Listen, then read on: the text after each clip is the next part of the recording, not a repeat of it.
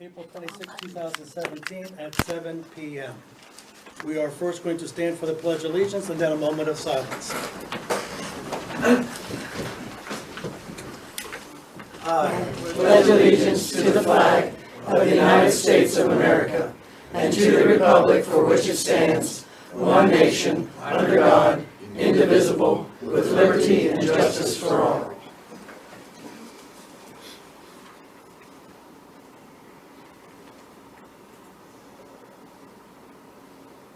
Thank you. You may be seated.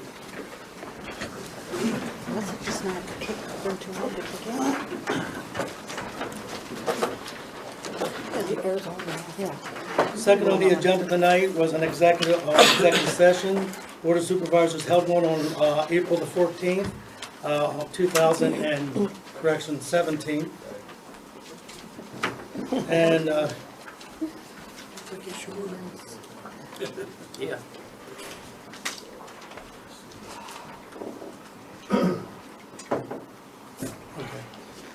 Okay. All right. We did have an executive session, and it was for legal discussion.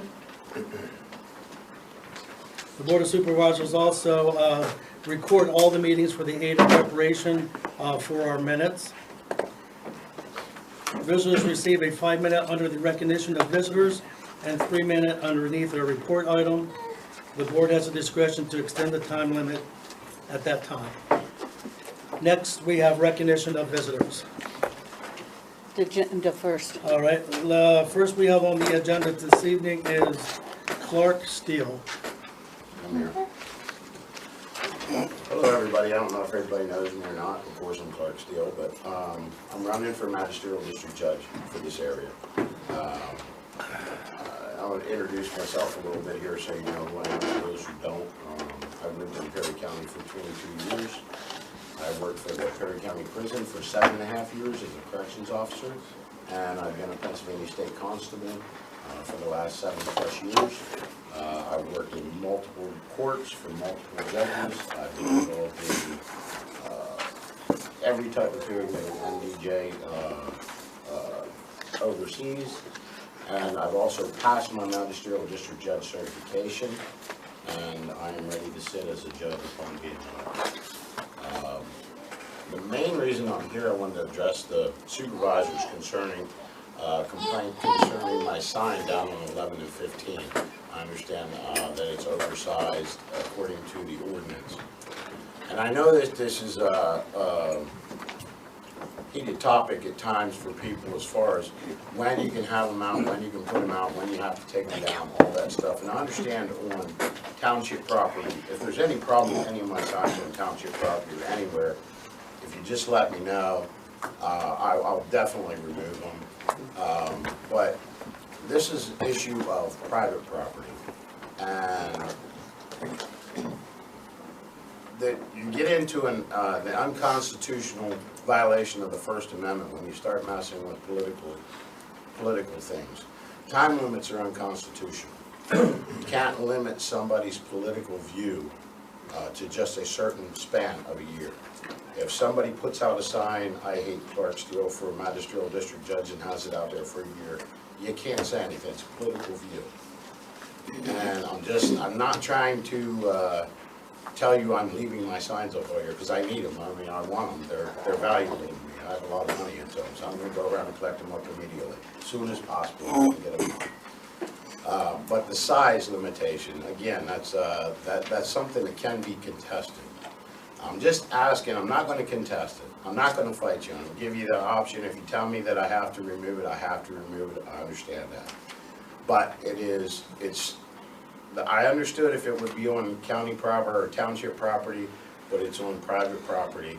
It's not obstructing anything. It's off the road. There's no obstructions. I'm just asking that you would either consider to not enforce your ordinance or get rid of the ordinance. And think about it. I mean, it's a freedom of political view. That's what it is. And I would understand if it was in some way blocking an entrance and exit, interfering on somebody else's property, but it's not. I got permission to put it up there, and I did. and I'm just asking that you would consider that before you make a final decision. Yes, sir. I'm Bob Johnson, 30 Fire Company. Yes, sir. And the 4-base sign was placed on the top of the mountain, and it was broken off and thrown down over the side of the mountain. I went down 40 foot from the boat train, and I was able to bring the sign back up. Yes, sir. And I had got a letter from the township outlining that there's an ordinance that the sign's too big, and it was attached to a utility pole. Right. And that I was subject to things, you know. And when I seen your sign, I thought it would be embarrassment for you, for the township, to bring you before Mr. McGuire in a situation. You know? I thought of that when I seen your sign, you know. Well, I appreciate it. Yes, One way or another, there's gonna be an issue, somebody's going to fight it eventually, and the ACLU is gonna take it to task, because I know they have taken numerous of these objections throughout the state to task, and they've won. And a lot of municipalities are just either not enforcing or changing their ordinances. If you need to check into it further, I understand that, but I'm just gonna ask for you to at least consider that. Thank you, sir. Yep. This was a topic that was brought up before Mr. Steele, but again, revisited it. So I went ahead and spoke with our solicitor. Mark, if you could bring legal clarification to the situation. Yeah, essentially what Mr. Steele stated is accurate. Pennsylvania Superior Court, as well as Common Pleas Court, have stated that local ordinance which regulate political and or religious signs, there's a group of protected signs under the First Amendment. We're only talking about political signs.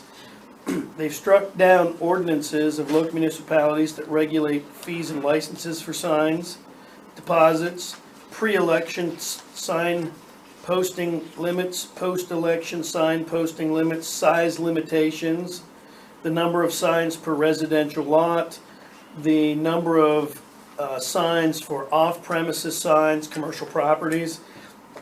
And the reason is, the court has essentially said, we're going to protect political views.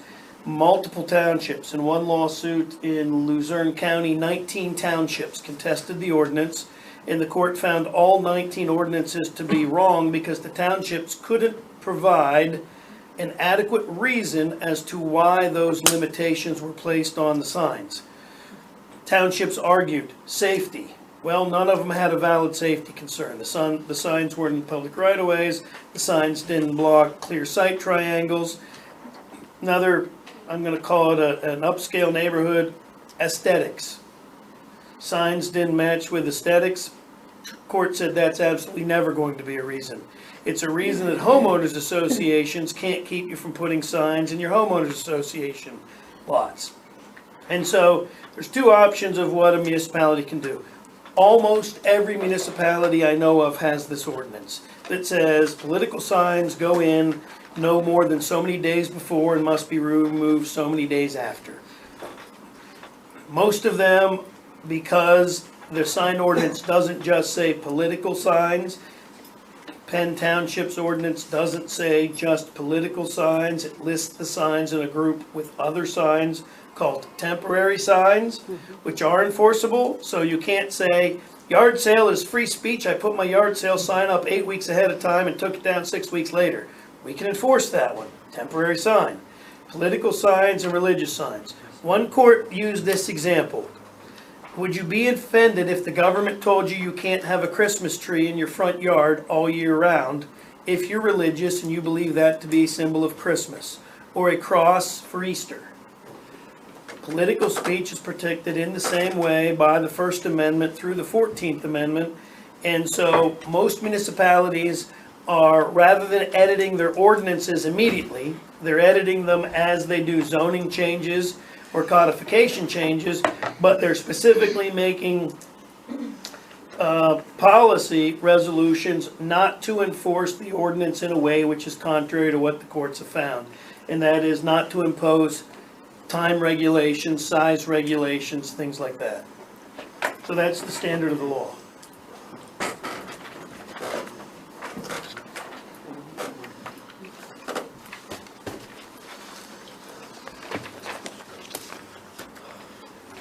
So with that being said,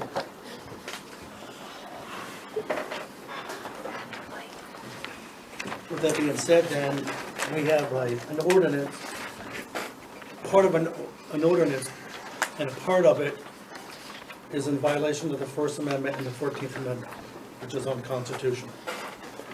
Enforcement of it is. You can have an ordinance that, as long as you don't enforce it. But to enforce it.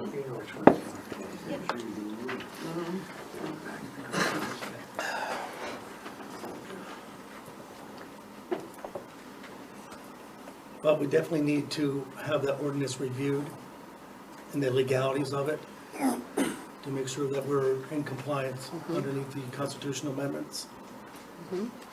So with that being said, we have an ordinance that if we enforce it, we're in violation of the Constitution. It leaves us open for A lawsuit. a lawsuit. So at this time here, I'd like to make a motion that we do not enforce this section of our sign ordinance until we can get it corrected and get everything. And by this section, you mean the section relating to political The signs? section related to. Or I think it's called election signs in our ordinance. Election signs. So I make a motion that we do not enforce the part of our sign ordinance which reads election signs. I'll second that motion, sir. All right? Wait. Until it's reviewed. Until it's reviewed. And a further determination. I want that part of your motion. I want your motion to be, don't enforce the portion with regard to election signs until it's reviewed and or amended to be in compliance. Otherwise, you've made a motion not to ever enforce any part of your ordinance about election signs, even after you review it. Okay, You can say so moved. It's on the record. so moved. There you go. I know, I talk really fast and add a lot of words. Notes. Yes, All right. yes, yes. Any discussion? Wait, you need a second. Second. We did. You have a second. All right, any discussion? All in favor say aye. Aye. All opposed, nay. Ayes have it. Okay. Okay. Okay, next on the list is Jackie. Wait a second. Anything else, Mr. Steele? I just want to say thank you so very much for hearing me out, and I don't want to be cut and run by a church at 7:30, so I gotta go. Thank you, sir. It was nice to meet y'all. Thank you. Yeah. Okay. Next on the agenda is Jackie Verbus. That's me. Hi, my name is Jackie Verbos. I live on Schoolhouse Road at the townhouses, down by the school, a little bit past the school. If you've been around here a long time all your life, you know that that's road is 40 miles an hour. Right there through Purdy's is 35 miles an hour. I've only been down there 9 years. I used to live out in Dark Hollow most of the other times, but anyway. Coming through right by the townhouses, from where the red house is, right before the townhouses, to the white house on the other side of the townhouses, I have seen on my days off near head-on collisions with school buses, cars, you know, and a couple years ago, I wasn't home at the time, but I got a phone call from my kids when they were, you know, teenagers at Susquehanna. Somebody came from the school, one of the kids, I guess, and plowed our mailboxes for the townhouses. If someone would have been there, they would have been killed. Someone, you know, fixed their mailboxes. There's accidents, people will slide off the road, hit those trees, you know, that are there, things like that.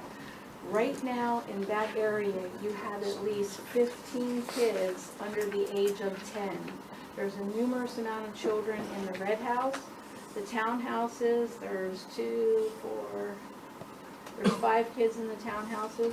Across the street from the townhouses, there's a family that just moved in with 4 children from ages like 12 or 13 down to 5 months old.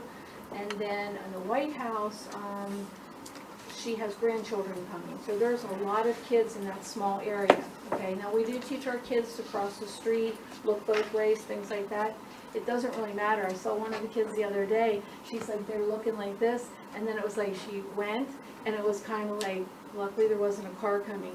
You can't see when you're coming from the school, coming from the other end, because the porch of that house across from the townhouses is right on the road, so you can't see, okay?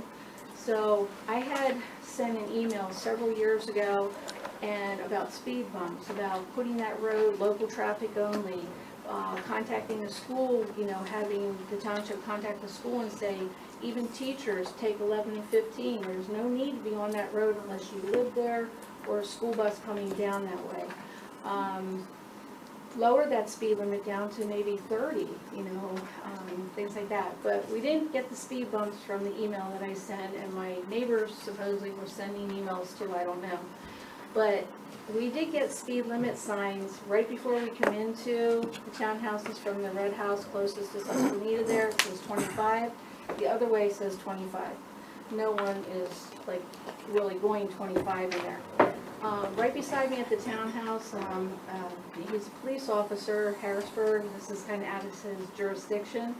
I've been standing out there as a neighbor talking to him, and we're like that, you know, because it's like they're going so fast. We're looking to get, I understand we can't do speed bumps because of some kind of liability to someone breaking their car because we're obeying the speed limit and going over a speed bump. But speed humps, like we could have 3 right before the red house, right there at the porch of that house across from the townhouses, and then down on the white house right there, like coming both ways. That it slows people down, that they have to slow down and, you know, maybe watch for the kids, you know, things like that. I don't know if there could be a watch children sign or something also. That's a lot of kids in that small area there, and for it to be 40, there's not a whole lot of room. There's not a whole lot of room to move over. So if you make a mistake, you're going to get hit. So and it's been happening for years. I mean, I talked to someone randomly down at Rita's and didn't even know that they were from up this way. She hit the tree when she was in high school, and she was in the hospital for almost 2-3 months, and didn't even know that she was going to make it or not. But it's a bad area right there. So we're looking to get some type of speed humps, at least, you know, some type of safety for that area, and maybe even put the whole road down to 30 miles per hour, because you're coming into a school anyway. So I don't know, but that's kind of like what my concern was. And like I said, I've emailed before. I talked to the ladies in the office not too long ago when the police officers were still here. And the policemen, they used to sit down there at that little turnaround before the White House, and they would monitor, and I don't know how many arrests and how many people that they ticketed for speeding through there, I don't know. But anyway, that's my concern, and I would like to, all of us, I don't know if I need a petition, you know, to petition the neighbors on that road. I'm not sure what we need to do, so that's another thing. What do I need to do to, you know? All right. Thank you. What I'd like to do is be able to review what the law allows us to do in reducing this speed on the road, but if they're not listening to the speed now, what's going to make them listen if you reduce it? Well, the speed humps might slow them down, at least in that area. You know, or like I said, the speed humps, or even reducing, you're putting the watch children signs, whatever. Let me check with council, and then also check with the roadmaster, Okay. and see what we can do. Helen, if you can please put this on the agenda for next month with some type of an idea of what we can do, what we can't do. Okay. Okay? Thank you. All right, thank you very much. I also have to leave, so Okay. my granddaughter's with me. Thank you. All right, thank you. Go slow on that road. All right, next on the business list? Okay, Mr. Benner. The only thing I would have would be Brook Road again. Is there any actions on that? Well, they're being cited. I got 60 days to pay my taxes and 2 years for you guys to spend it doing something with it. Okay.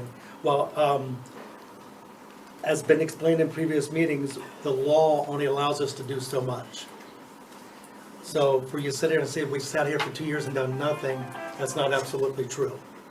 So I'm quite taken. You've been here at those meetings. You've heard our solicitor say the law protects the property owner. Okay? So we're doing everything we can within the law to try to get this straightened up and clear it out. I know Helen's been up here almost every other day at the District Justice Office. At the end of this week, if there's still no action on their behalf, then I'm gonna have to be at the DJ's office every day. Well, I understood there was papers trying to be served, but nobody can be located, so papers can't be served. Well, we have addresses, correct? They're on the citations. So, you know. Even- when the even his citations Newports. keep going up, and unfortunately, you know, the district courts are gonna have to deal with it because eventually they're not gonna pay the citations. So they're gonna end up before the judge. So, So do you have any suggestions as to how many years we have to wait to get results? Nope, it's in the court. We can only file. We can't set the dates, we can't set the timing, we can't set anything. We can only file papers. The most Helen can do is go up and file a complaint, ask for a fine, the judge will issue a fine.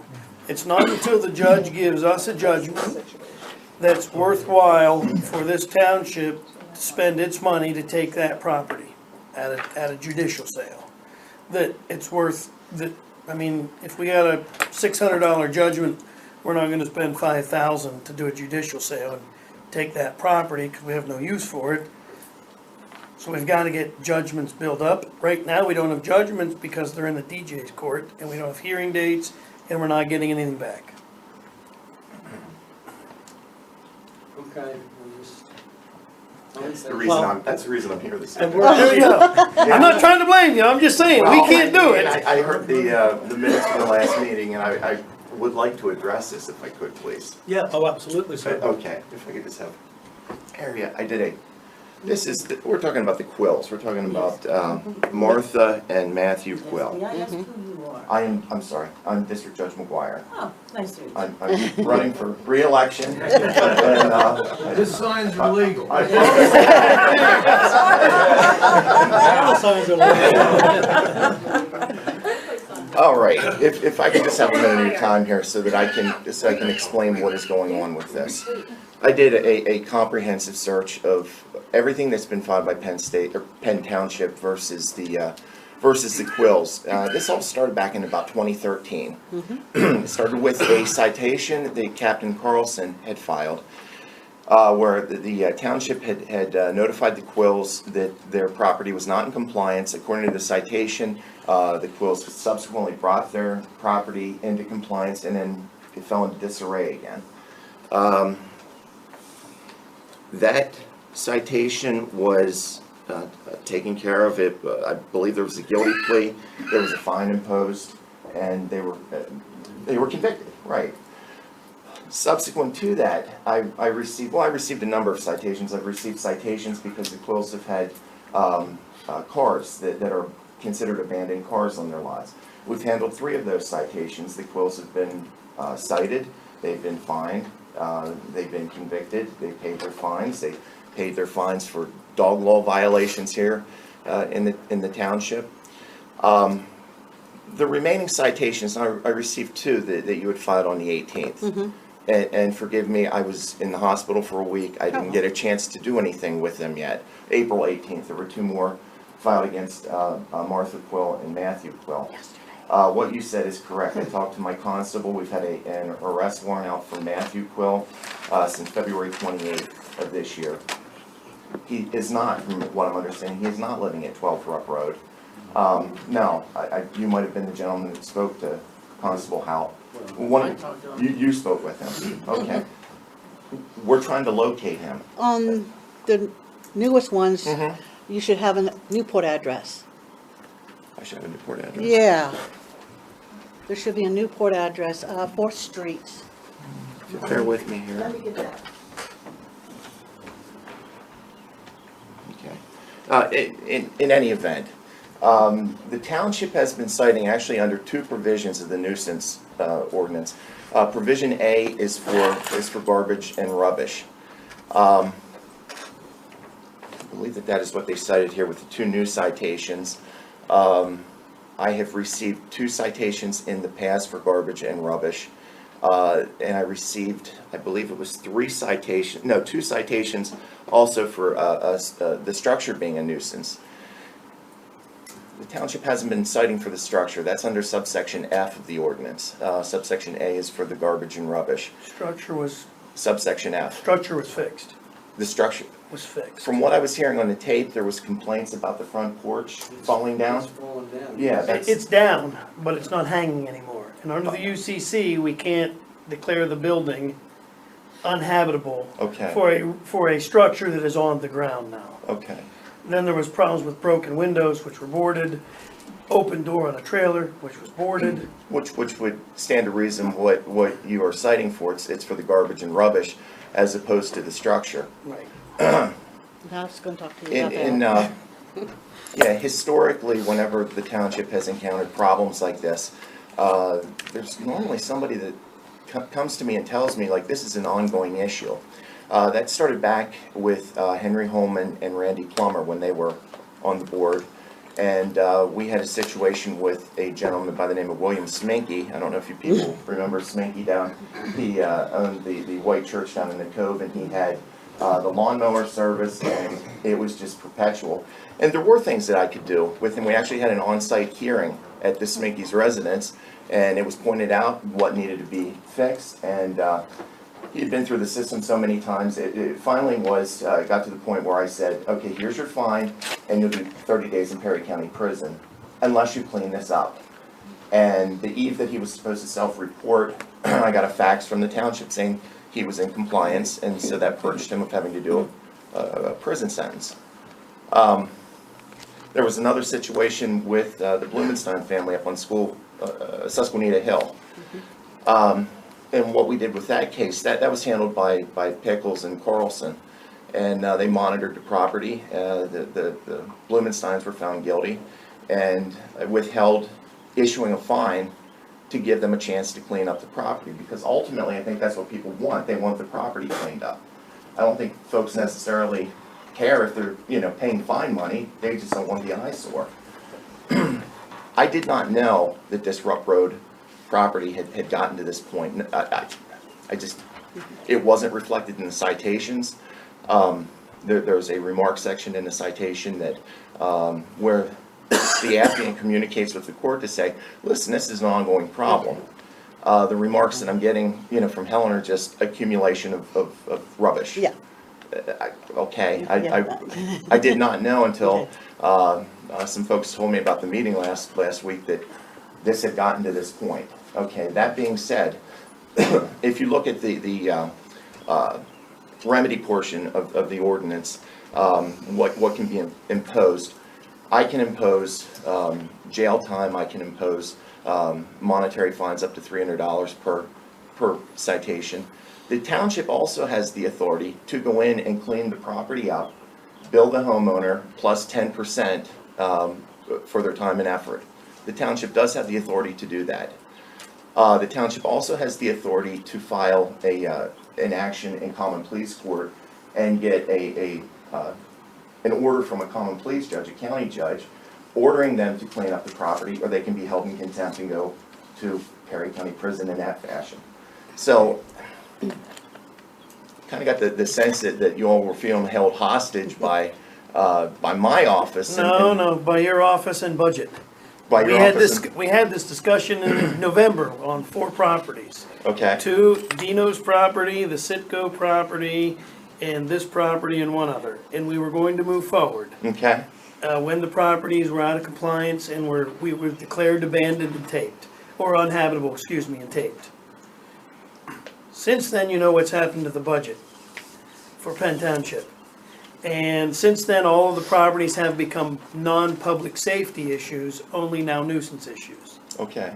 So the discussion of spending the money first, putting a lien on a property that we may not have for 2, 3, 4, 5 years, unless you want to go spend the money on a judicial sale for a property and do the title search and make sure there's not any liens on the properties, because the lien holder would still come first on a judicial sale. They would just have it subject to our. Well, yeah, Then the that was secured the interest problem. would follow Yeah, whatever other liens are out there. We're of aware course. of the issue. The problem is we're kind of stuck. And we're not saying you're off. I didn't mean to insinuate you're held off. What I was trying to say is all we can do is give it to your office. Sure. We can't go out and enforce it. we can't go out, we can go out and clean it up at a cost of Yeah. who knows what, I'm I gonna don't know guess. what the price would be to It's clean it gonna up, be, in other municipalities, to get a third party to go in and clean it up and do the disposal of what's there, the tires, the things like that, we're running $2,500, $3,000. I don't know. I don't Yeah, know what the, I don't know what that's an the, average, that's an I average. don't know what the cost And so would I be know for the they've township considered to- it, but that we've been trying simply because, and I know you didn't, so you've explained you didn't know this, but simply on this, we don't have a judgment on them yet, Well, that's not true. since January. That's not true. No, there was a citation that was filed, your last meeting was March 29th. There was a citation filed actually March 28th against Martha Quills. She has pled guilty and paid that fine in whole. I want to say on April 19th, that was settled. We've never got We didn't any, get the money, so we didn't know who it occurred. Yeah, it did occur. okay.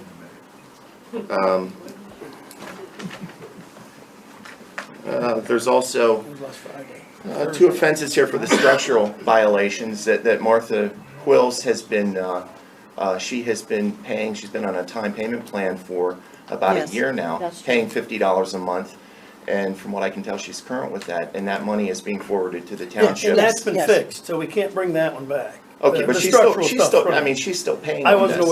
aware of that. Well, But I- the 19th was the one I was Yeah, sort of figuring out, that was just yeah, last week. the 28th, yeah, she Yeah, that was last finished week. paying on the 19th. We do have one citation that was filed by the township on December the 8th, and we could not effectuate service on Mr. Quills. That's the option I have, is to give it to my constable to hunt Yep. the guy down. Yep. And he's been looking for him since April 28th. I mean, if anybody, or I'm sorry, since February 28th.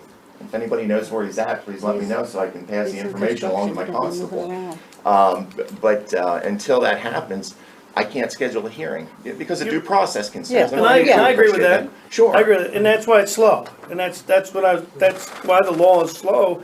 We can file, and if he can't find the defendants, we can't have a hearing. I didn't know that we got the one last week. Yes. And that's just because it's probably, I didn't know, and it's still in process. And From his office to ours, they pay, it goes to his account. The one that comes to Miss, ours. yeah, the 2 that Miss Kleinpeter filed last week, they're- Right, we're not there yet. Yeah. I mean, But that's all we have the ability to do unless this board wants to talk about going in and cleaning the property up itself, putting a lien on the property that we'll never, I mean, I'm not gonna say we'll never get back, but usually it's an average of 5 to 8 years till an owner dies or something like that, and then the property's sold, and then you get your lien back. And you do have the option of filing in county court and getting an action in equity Right. filed by a county judge, ordering them to clean it up or face contempt charges. That's part of your. Twice the expense of cleanup on our own, but Well, that's right, well, that's I right. mean, And that's why I said there are budgetary concerns. Okay, and I'm not arguing Yeah, yeah. with you there, I'm simply saying that Yep. the list of remedies is a little bit more inclusive.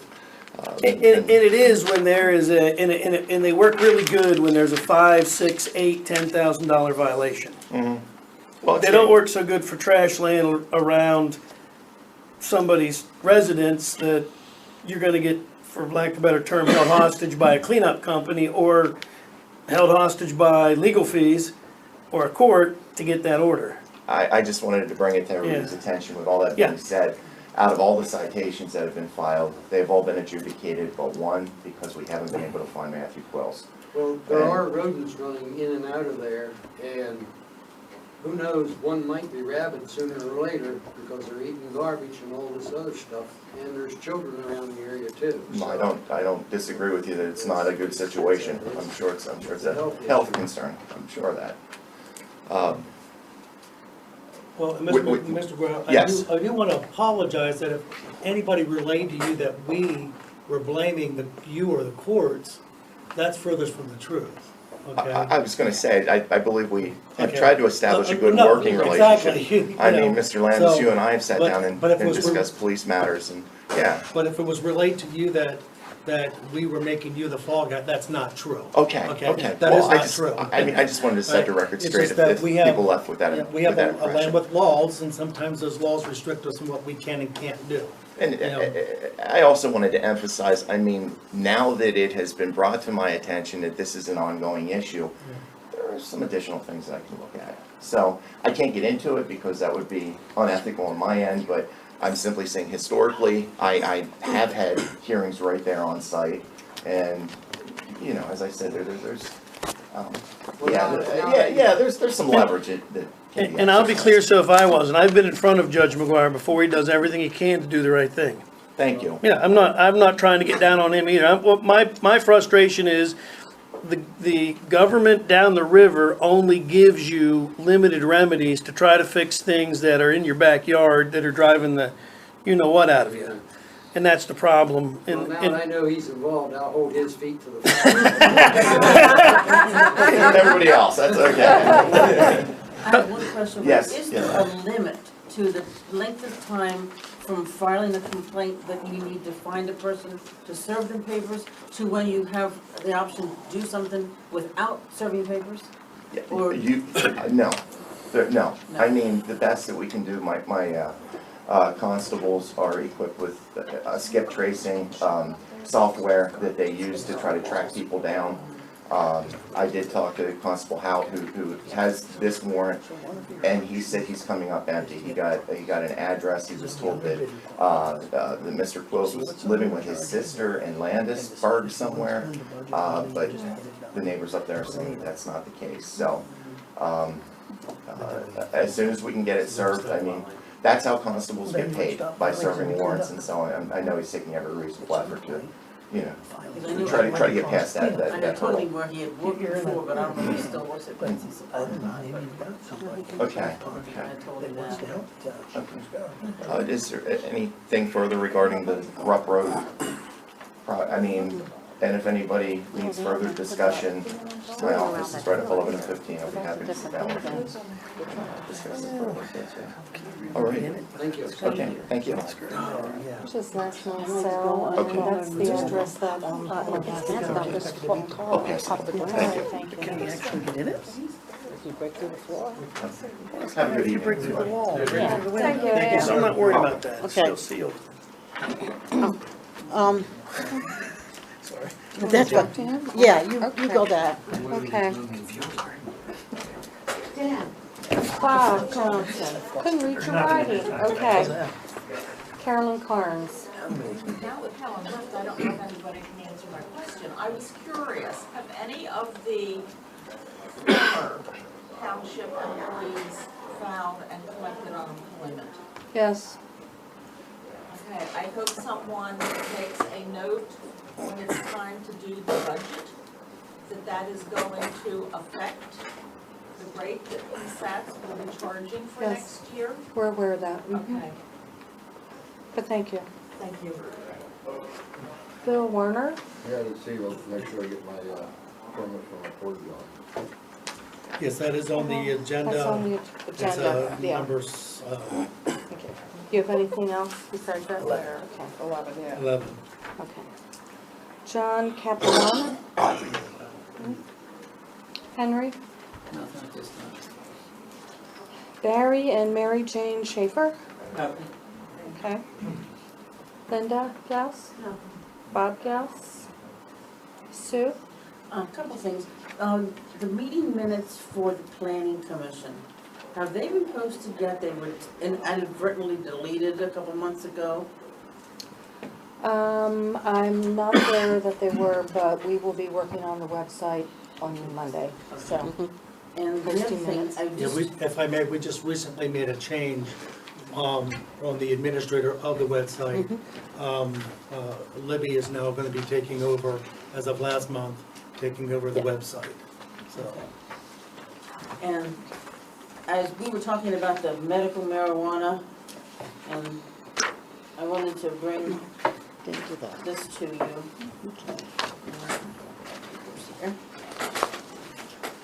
You had said that marijuana was legal in the United States. It is not. And there's even the epilepsy thing. Marijuana is an illegal substance.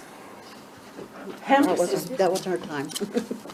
they're working on getting some hemp growing places up in Juniata County, I think it was, per the Duncannon record. But even in the Duncannon record, marijuana has been illegal since the 1930s. right. And Cannabis, marijuana, same thing. Identical, same thing. So I just wanted to point that out to you. And my other thing was already addressed, so. Thank you, I'm glad he was here.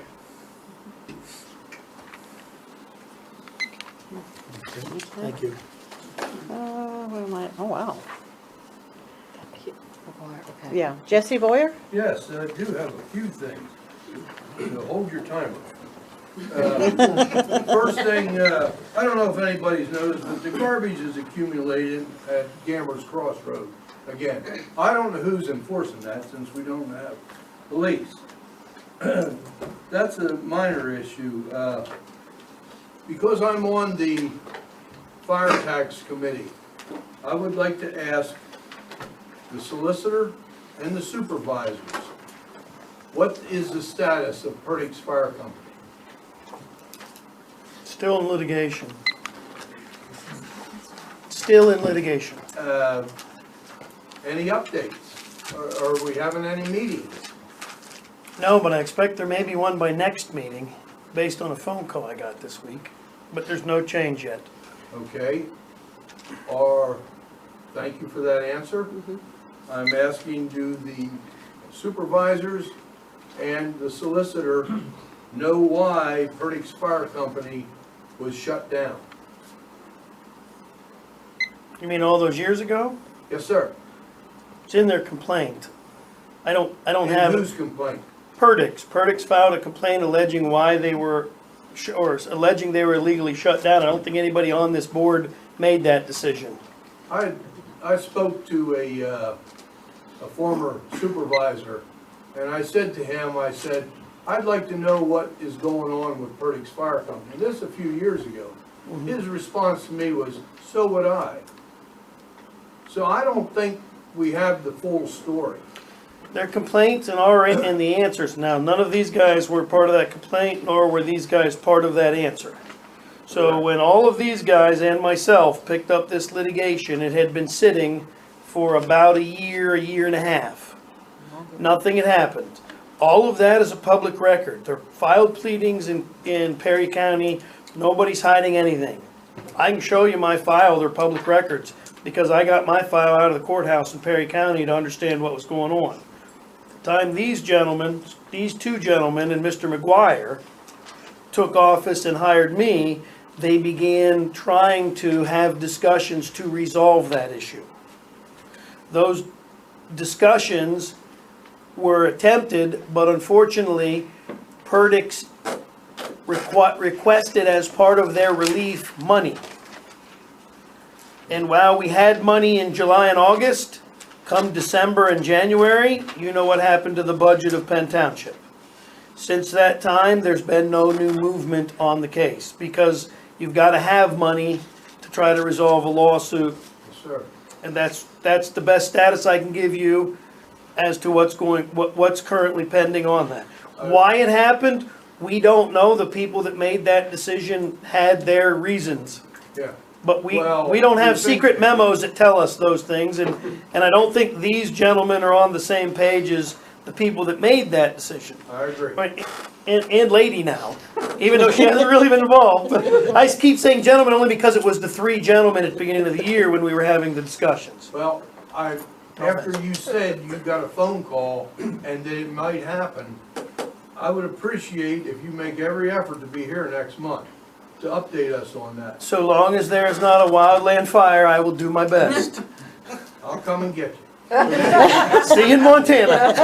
But anyway, along with that, with this fire tax that we have, I'm concerned that people are sitting down there, that end of Penn Township, that Perdix Fire Company could respond to a fire down there quicker than Duncannon.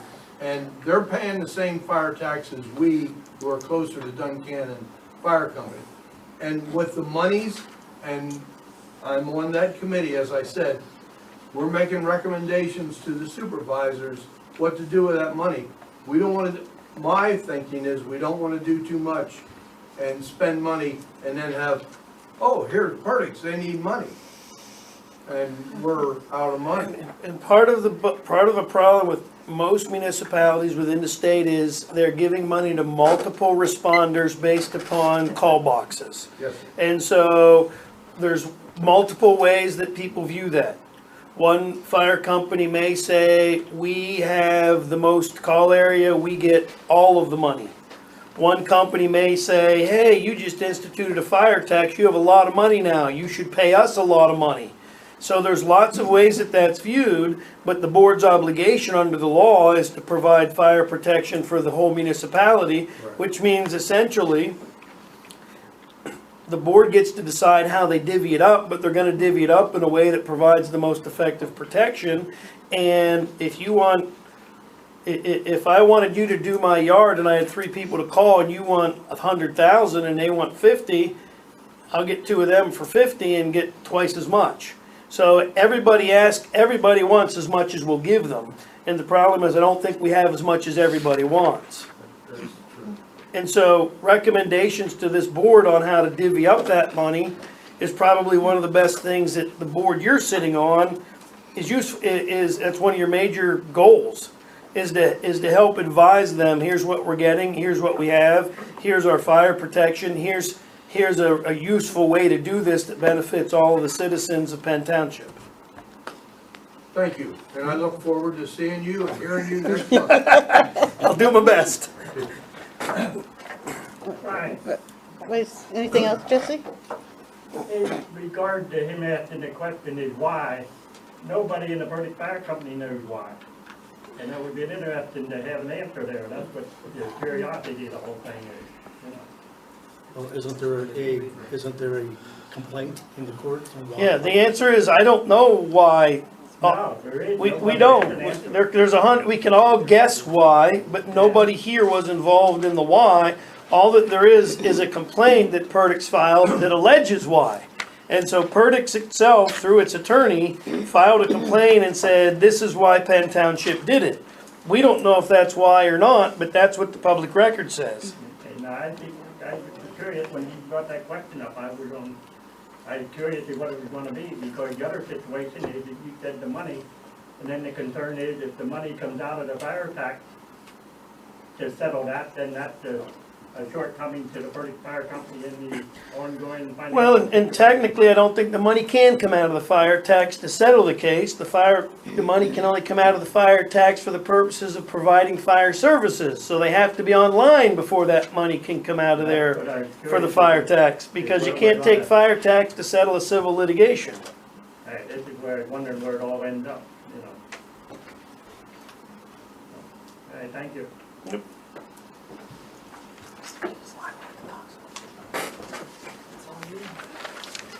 I'm ruining Brian's 30 minutes. Anything else, Jesse?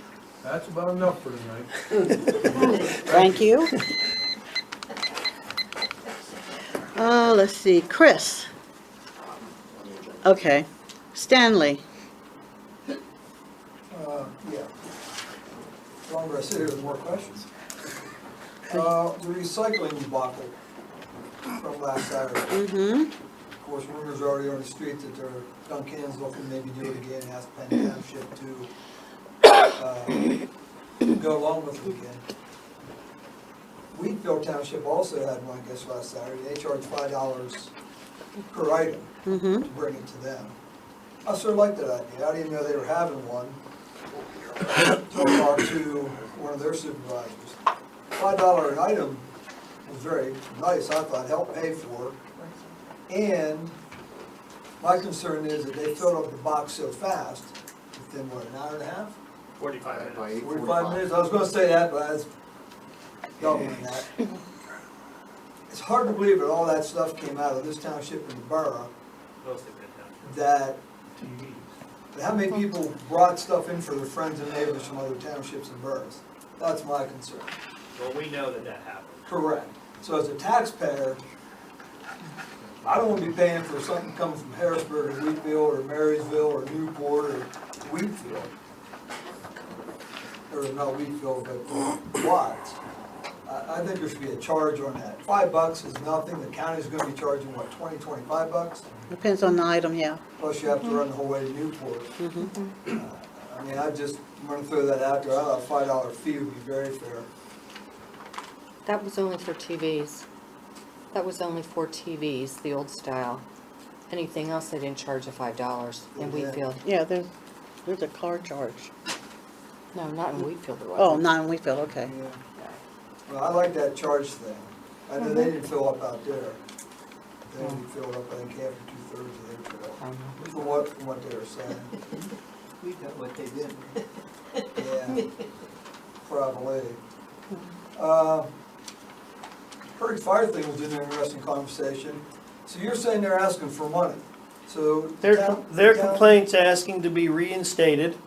To be reinstated, a fire company has to have money. They can't just open their doors and run calls. All their equipment's now old, their suits are old, their air tanks need recertified, so they need money to restart. That's part of what's in their complaint at the courthouse. Okay. And the township didn't have any insurance for any kind of lawsuits at all back then? We had the, We actually had that reviewed again once these three gentlemen and Mr. McGuire took office. We contacted the insurance company again and said, are you sure this isn't covered? And they said, you're not covered. Okay. That's a shame. Well, and I believe at the time, legal counsel of the Board of Supervisors decided that he was going to handle that.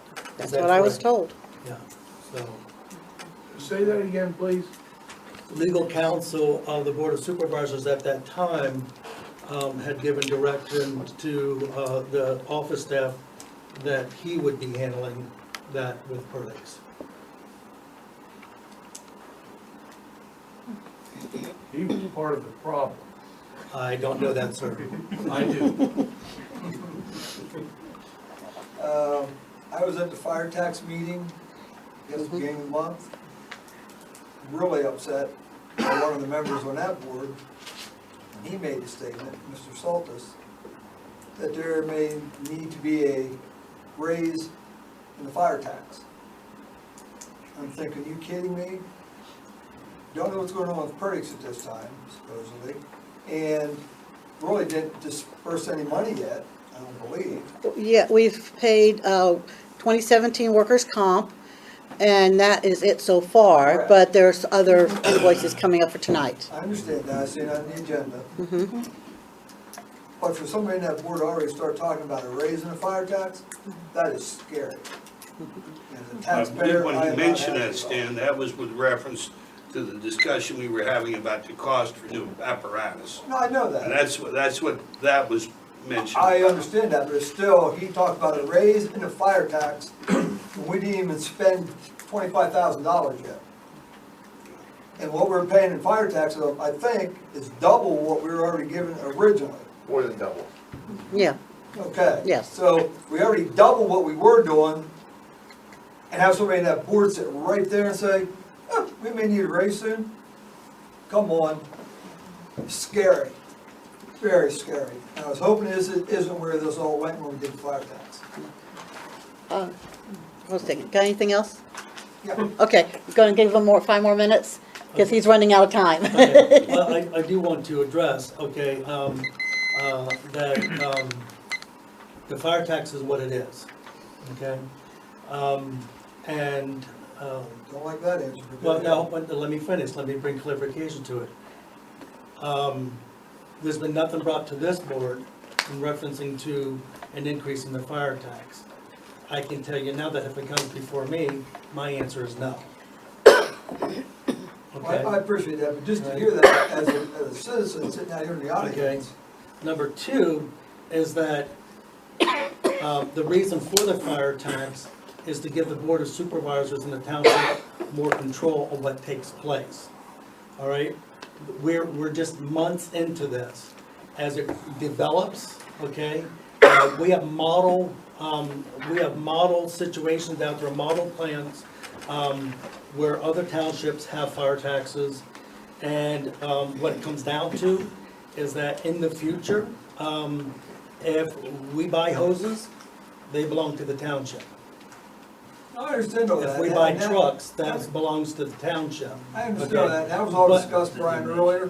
My concern is, I'm not against the fire Okay. tax. I want that in the public. I'm not against the fire tax at all. Not at all. It's double. It is what it is. I paid my taxes already, I don't care. The thing is to hear that being said by somebody on that board, that's the only reason I brought it up. I just want the public to know that that was said. The fire tax, you're right, is what it is.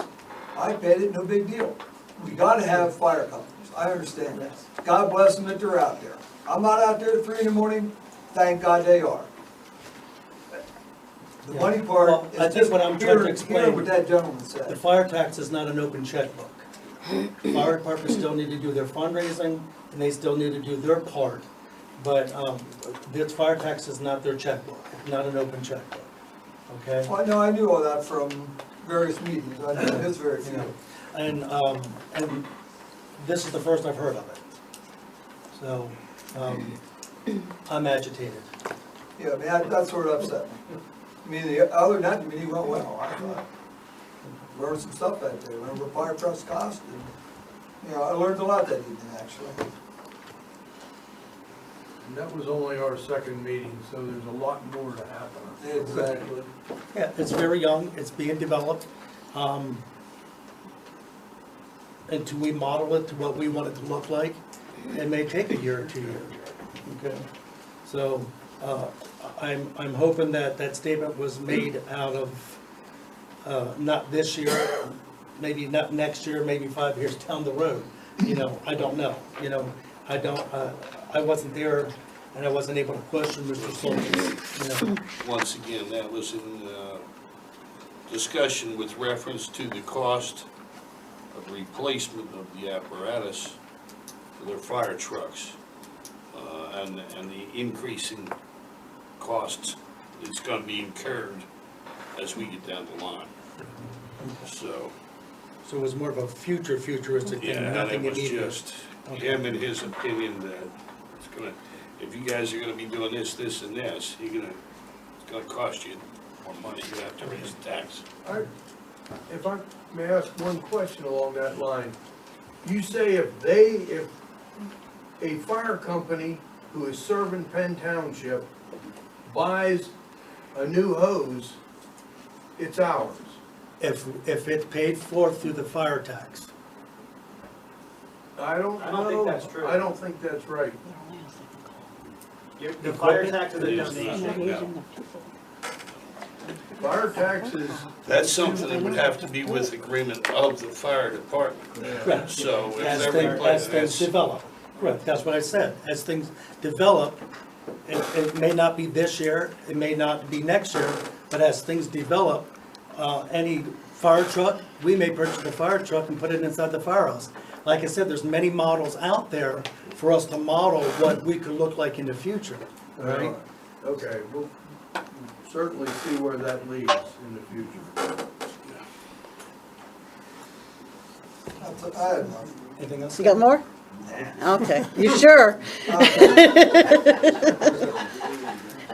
Last chance. Jim Ryan? Nothing to say. Melvin Campbell? Yeah, I had the same question that one of them that Stanley brought up about the cooperative electronic recycling, whether you guys knew about it, and ladies. That I got there about 10 o'clock and I was turned away, said you can't take it. So, and there was a vehicle ahead of me that was pushed through, and there was a very irate lady. She was walking back through the line. They're not going to take it. I'm not going to take it. And I felt that if we're going to pay for half the recycling, I mean, how can Paul Liddick stand there and say, no, we're not going to take your TV? I can answer that question. Let me answer this one. The reason that Paul Liddick told you couldn't take your TV is because there was no place to put your TV. The bin was full. Last year when we did it, we didn't fill it even half full, which was why we asked the township if they wanted to go in on it with us and partner on it. I can tell you that Paul did keep track of the people that came in. I don't have the exact count, but it was something like 83 vehicles from the township, 77 from the borough, somewhere in the 85-75 split, so it was fairly even the split of the people that came in, that was just happened the way they got in line and the way they came, so it Well, was. the majority of Penn Township came early, so I give Penn Township credit for getting up earlier than borough residents did. But the majority of the TVs and the electronics were filled by Penn Township. I was in line, my TVs did not get taken. Yeah, and that was at 9 o'clock. They stopped them at 8:45 because it was full. But it is what it is. You know, I think it went well. You know, there were a lot of TVs taken. To Stanley's comment earlier, I think that there's a learning piece to it. You know, you could do $5 TV. You could do. There were trailers coming in with 5 and 6 TVs on it, you know, at a time. So I agree with you that I think those TVs didn't necessarily all come from Penn Township and the borough. They were taken by family of other residents and taken in. So I think it's a learning curve. We learn from it, but I definitely think it's something to do.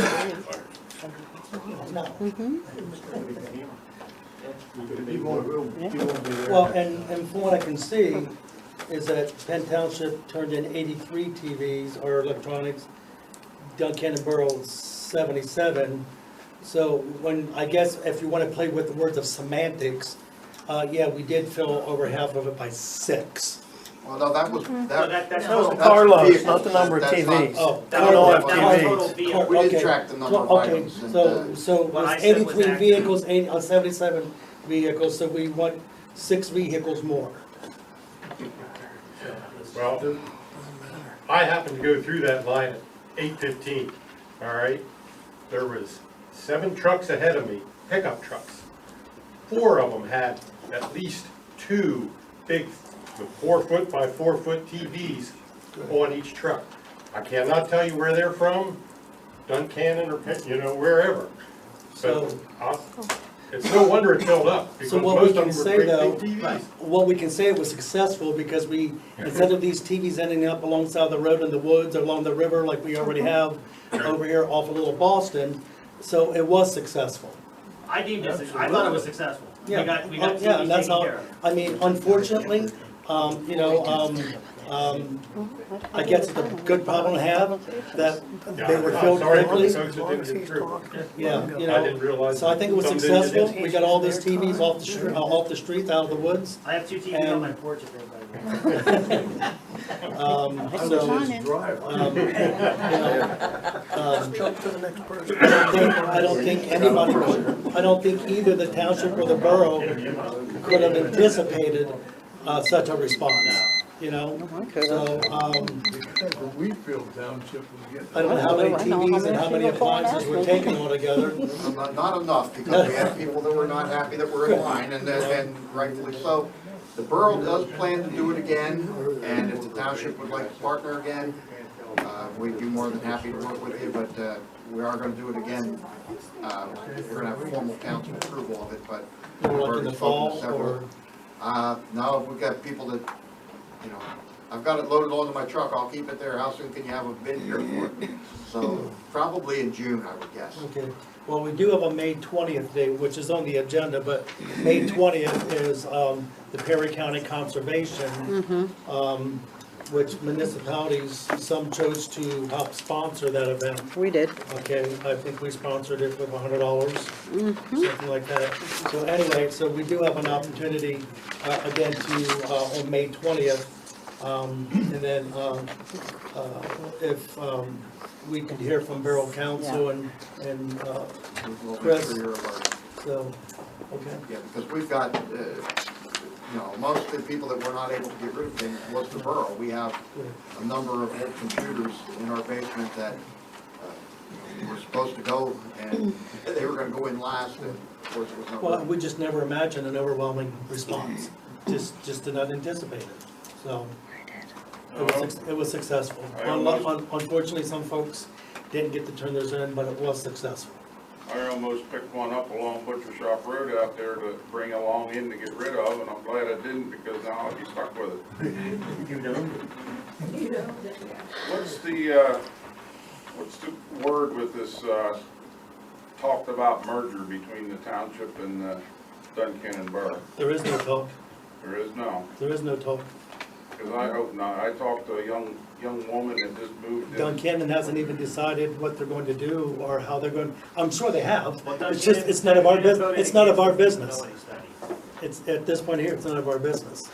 It's the number one recommendation in the early intervention report is that we examine that. At this point, the council, they did vote down pursuing a grant for a feasibility study to give them the information needed to make a decision whether to pursue it, so Yeah, at this and, point. and if Duncannon decides that, they have to put it before their voters, and we have to put it before our voters on a referendum. And So, those voters would have to approve before it would work.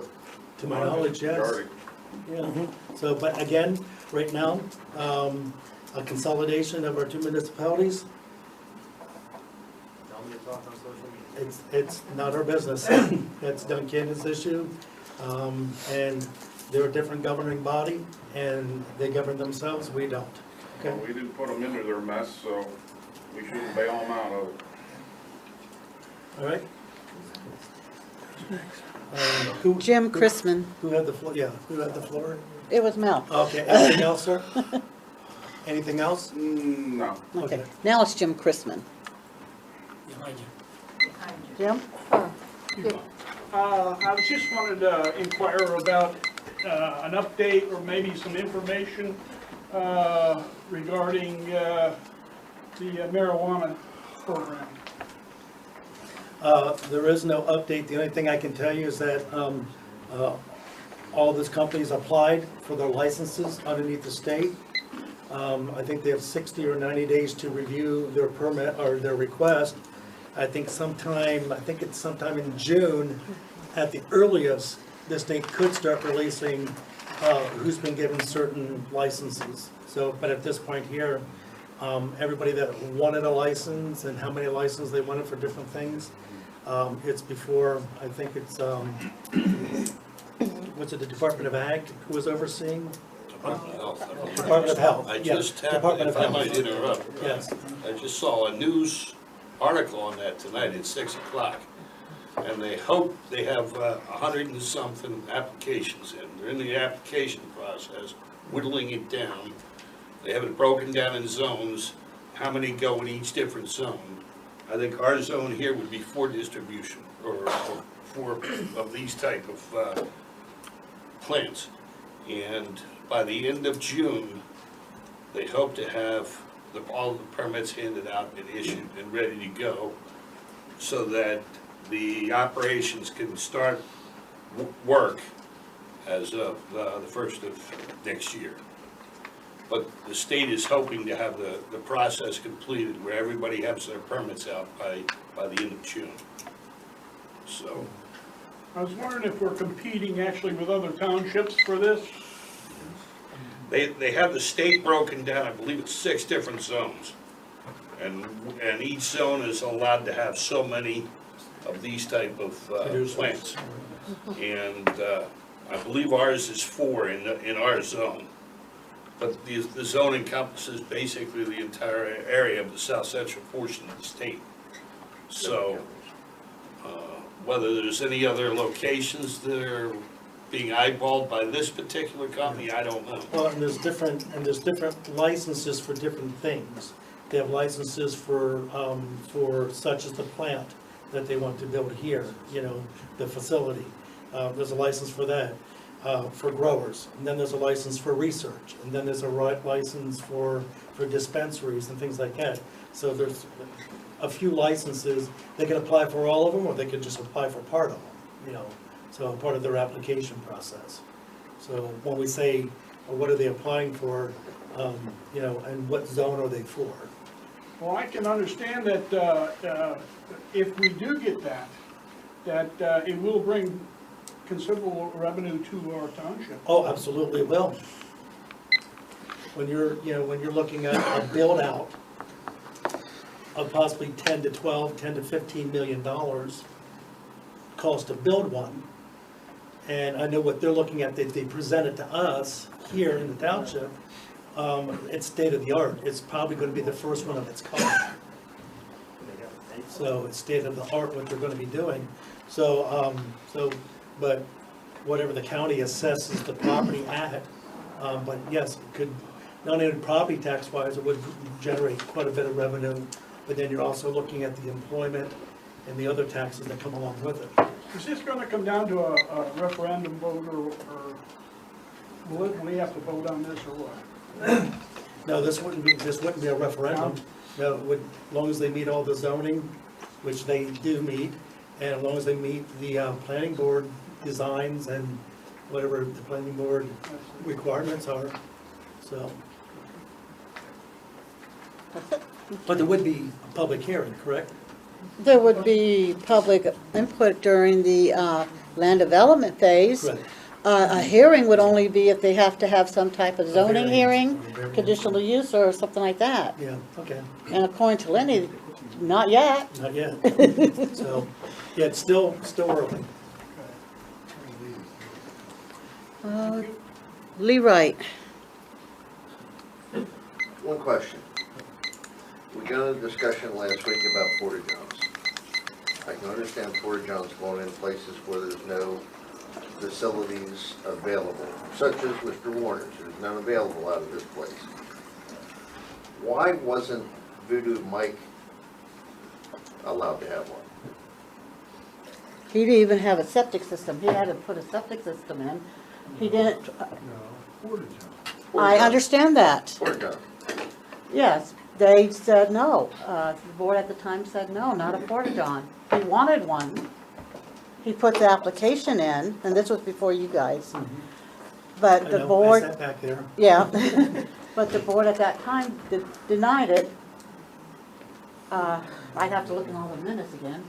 But they figured he could put in a holding tank like you did out on Hickory, or a septic system.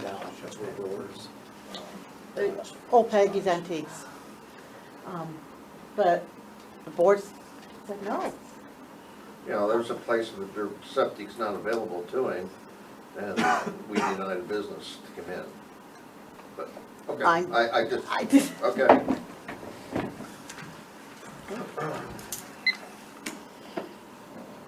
All right. Okay, and then Jackie already left. Anyone else?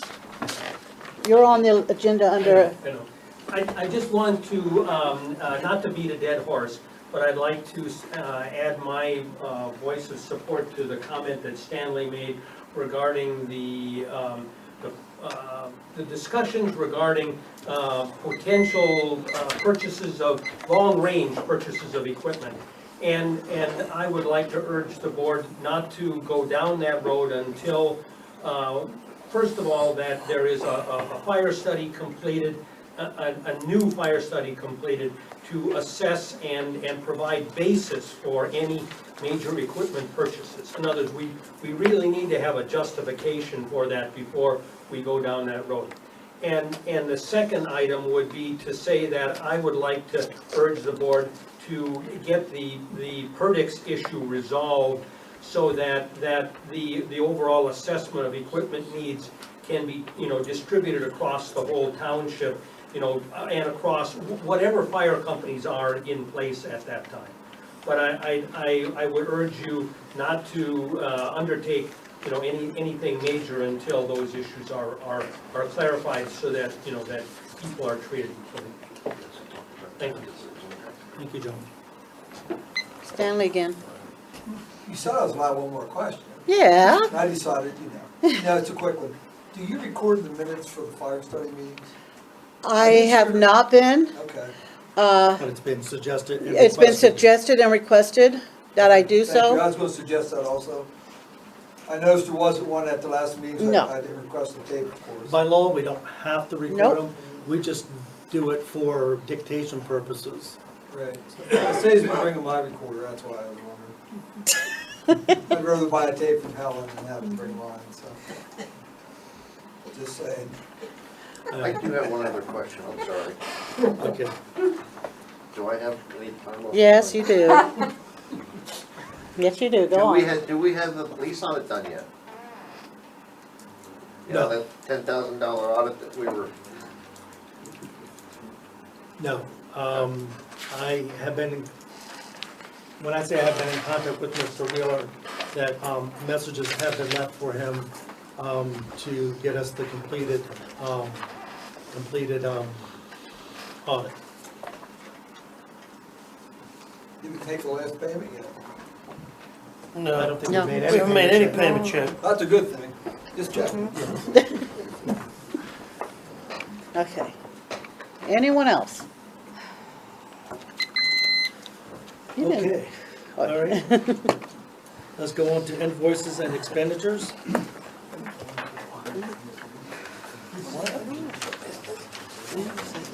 Oh, okay. Yes, there you go.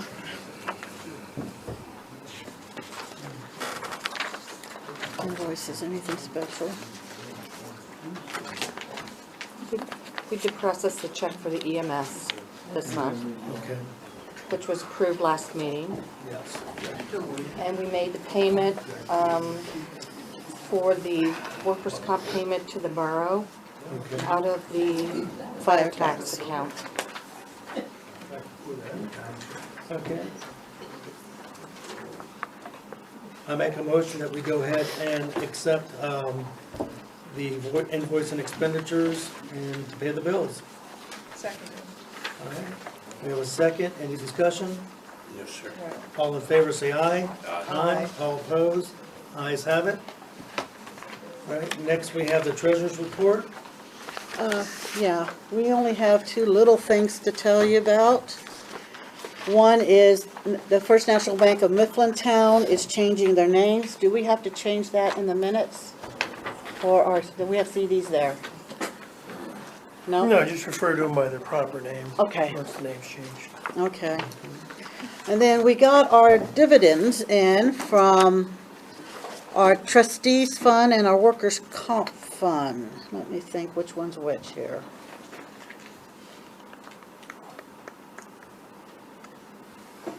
I think workers' comp, okay.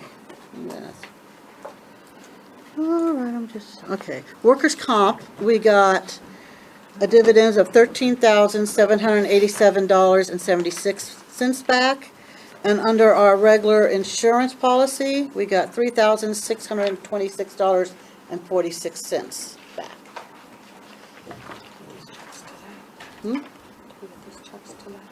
They already came in.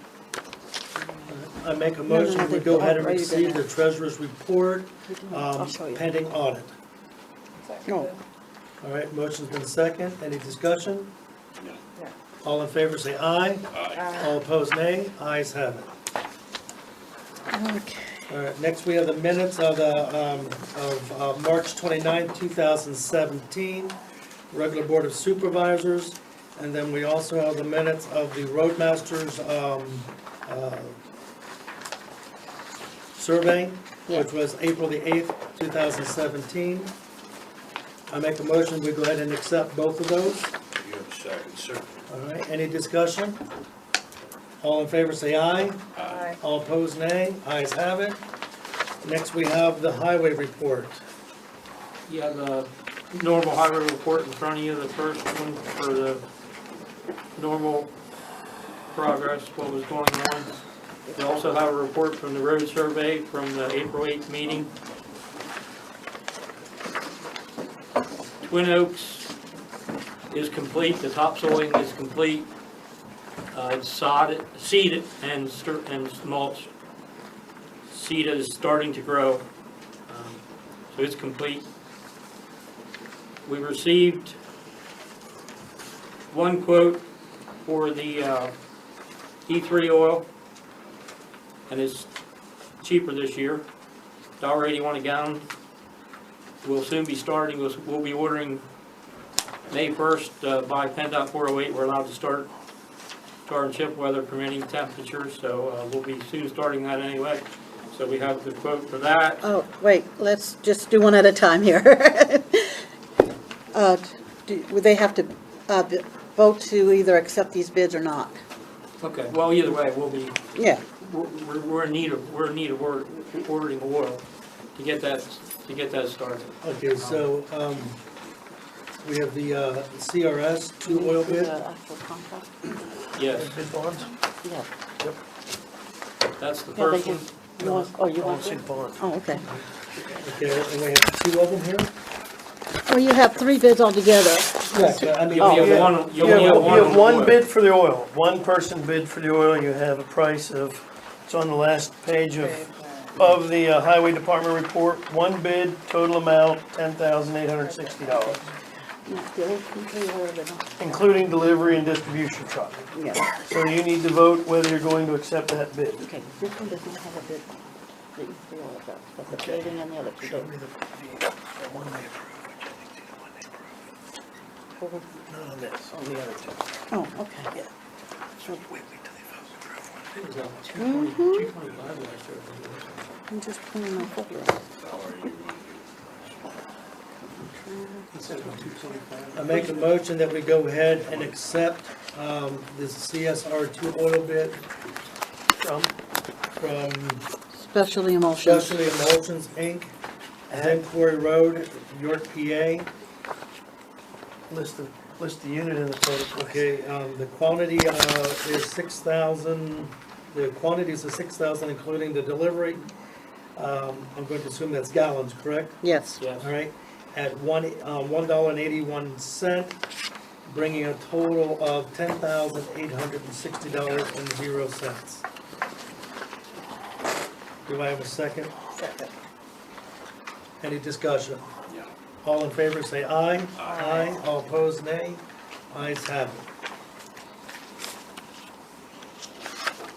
Okay, next we have the, Paving. okay, You have 2 bidders on that one.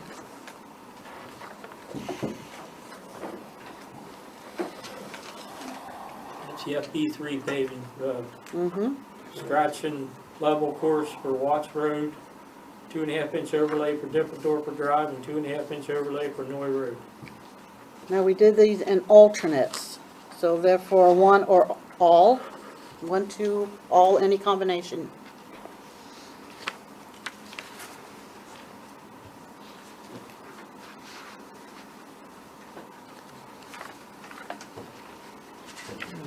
I make a motion that we go ahead and receive all from J. Falk Road and Sons at 2736 Free Spring Church Road, McAllisterville, PA.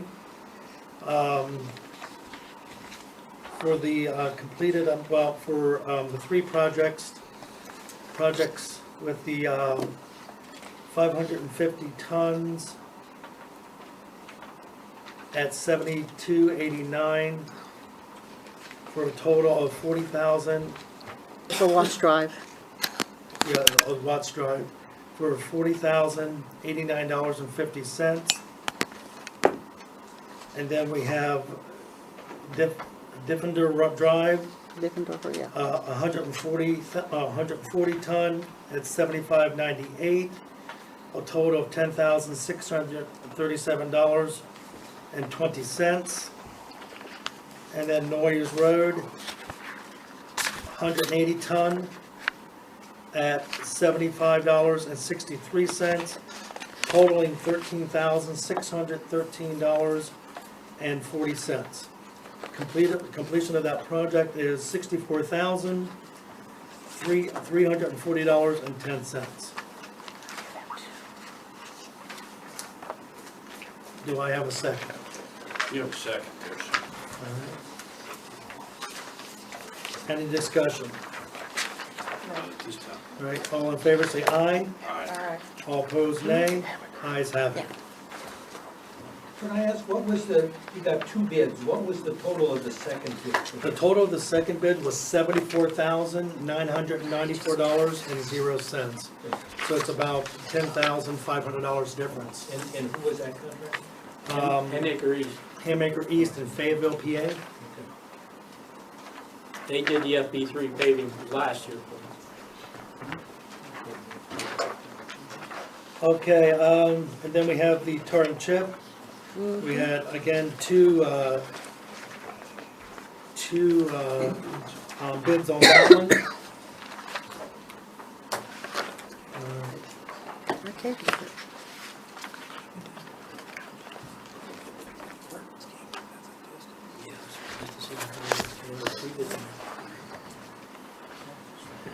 All right, this will be for, Lytton Hill Road, Mhm. which will be, 49 East down to Aqueduct. and that will be 10,500 square yards. Correct. Then we have the alternate, or Schoolhouse Road at 17,400 square yards. We have Hickory Drive at $11.00. No, Or 4,011 yards, square I'm yards. sorry, yes, yards. And then we have Sawmill at 1,500 square yards. That's just random patching. Correct. All right. Before us, we have two bids. And again, there are 4 different alternates, so one, any combination or all. I'll make a motion that we'll go ahead and accept the bid from Hamaker East, 1514 Black Gap Road, Fayetteville, PA, zip code 17222.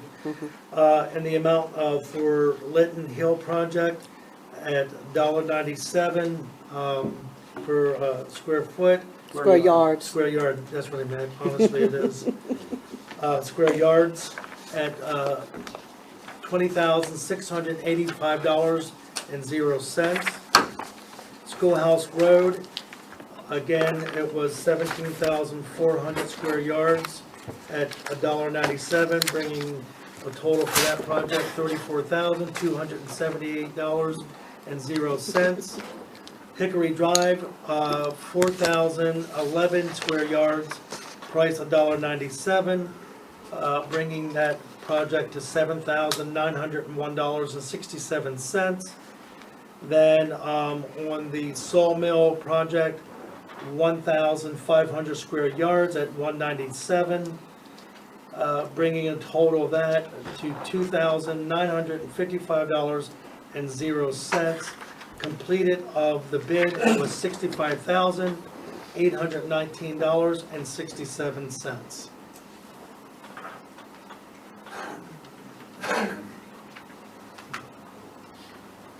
Do I have a second? You have a second, sir. Any discussion? All in favor say aye. Aye. All opposed, nay. Ayes have it. And before the question is asked, the other bid from Martin's Paving, from Lidditz, PA, was $75,305.64.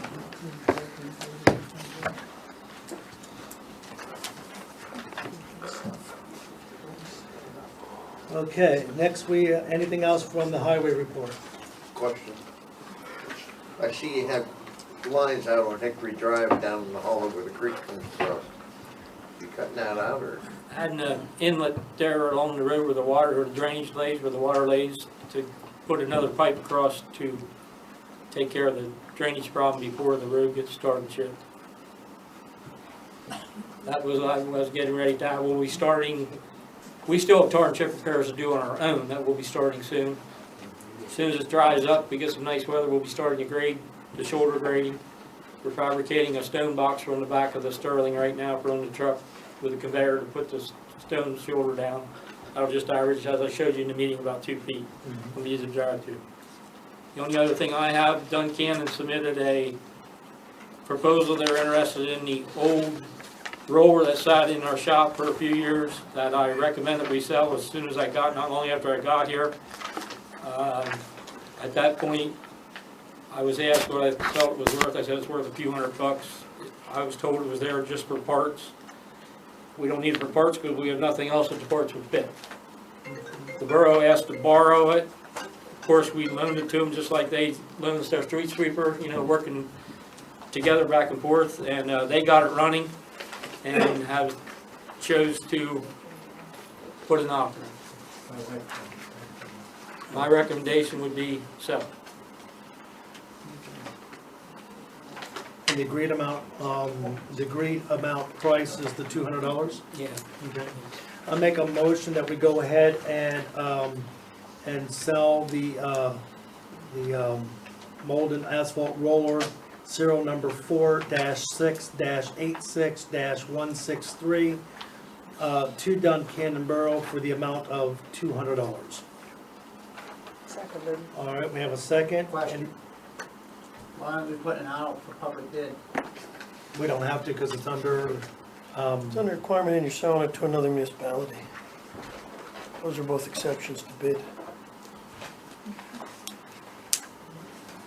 You don't have to. good. Okay. Any further discussion? All in favor say aye.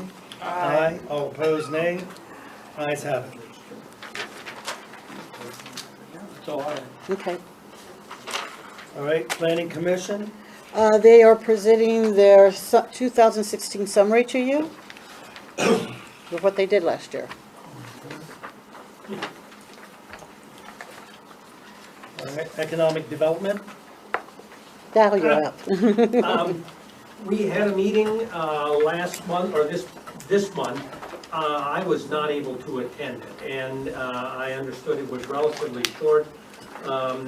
There was some discussion. We continue to work on the redoing of the map that is behind, kind of like the one that's behind Ms. Tilkins. The there. community map. Yeah, that community map.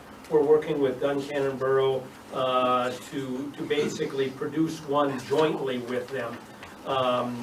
You know, that Vanna, yeah, sure. To then use for distribution. We would look to sell ads and then use the proceeds to offset the cost of printing, and then use the money with, for any other purposes for the, that the township would have. It would come back to the general budget for that. We continue to work with the borough on some, trying to look at strategies to enhance the community, and bring some businesses into the town, and into the township. And my last item is I'd like to put in a pitch. A meeting or two ago, I mentioned that the Perry County Economic Development Authority is conducting a survey on the internet of all county residents. And if you have already, partaken of that survey, provided your input, I thank you. If you haven't, I would heartily encourage you to do that. The Economic Development Authority is very interested in getting an idea what the people in the county would like, to see in the county over into the future. There is a link on the township's website to that survey, and there also would be a link on the website for the Economic Development Authority, Perry County Economic Development Authority. I think there's also a link on This is Duncannon. I think there's one on there also. But I would encourage you, if you have not already done so, to please partake of that, or participate in that survey. We're really interested in your input. Thank you. thank you, sir. Oh, one other question. Oh, I know. Do we need to keep minutes of our meetings? Well, it's not it's a committee. It's a committee. Is it like the Park and Rec? A full-blown committee of the Oh, the Park and Rec is a board. Or board. Or is it just an advisory group, that provides? Committees aren't required to keep minutes. Pardon me? Committees are not required to keep minutes. Okay. Commissions and boards are. Okay. So, advisory committees that come in and give reports to the board in public meeting and don't sit and hold public hearings, and those kinds of things are not required to keep the minutes. Now, we were told we were required to advertise our meeting dates. I'm not sure why, but it's Okay. good to do it so that, it's good to let the public know. Okay. But unless the board's passed an ordinance establishing that you're a planning commission, a park and rec board, those are the things that are required by law to keep minutes. Okay. Everything else is a courtesy to the public so they know what's going on, when it's happening, they can look back. If they miss it, you can put it on the website, they can read it. All right. Thank you. Okay, next we have the zoning report. You have that before you. There's not much on. He's just been reviewing permits. Okay. All right, then we have the sewage enforcement. You have his report before you. And then you also have a Porta-John request for Buddy Boy Winery. And on the back page, there should be the list of dates they wish it for.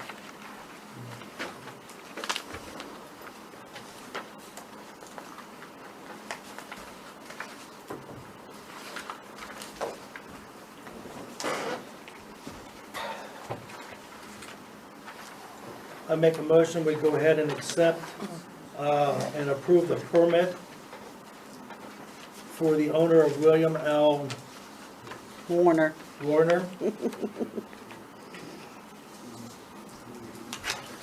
And that would be for the place of business for the Buddy Boy Winery.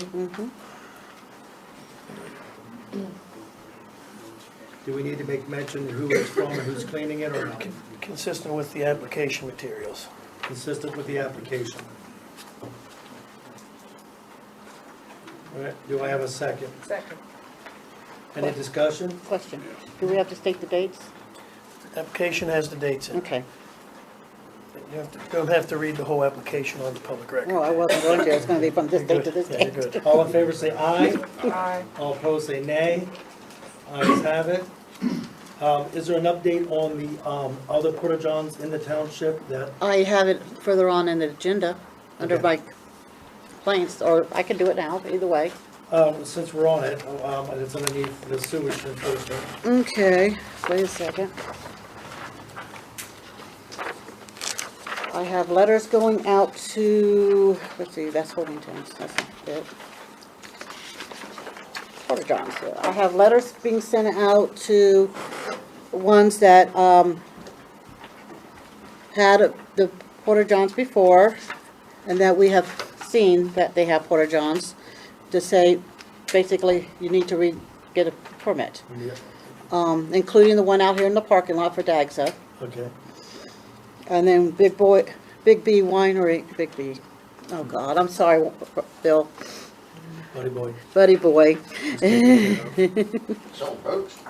Yeah, after you drink the wine. And that says it's before here. So that's where we're at. These are the ones I have that Okay. we know.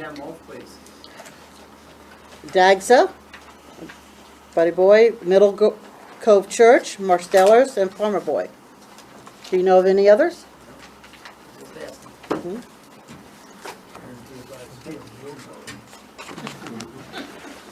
So Helen did her homework. Yes. Yeah, and that's all I have under SEOs. Okay.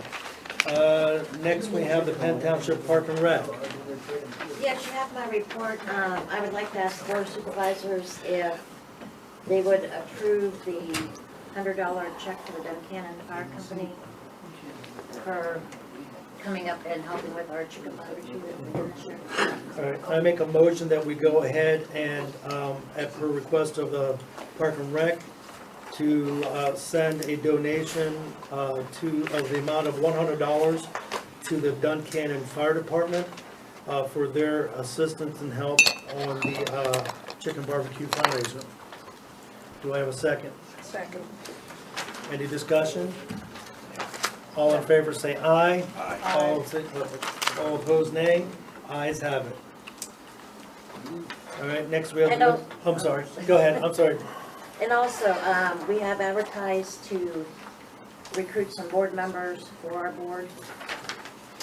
Yes, how many board members are you down at this point right now, are going to be? Three.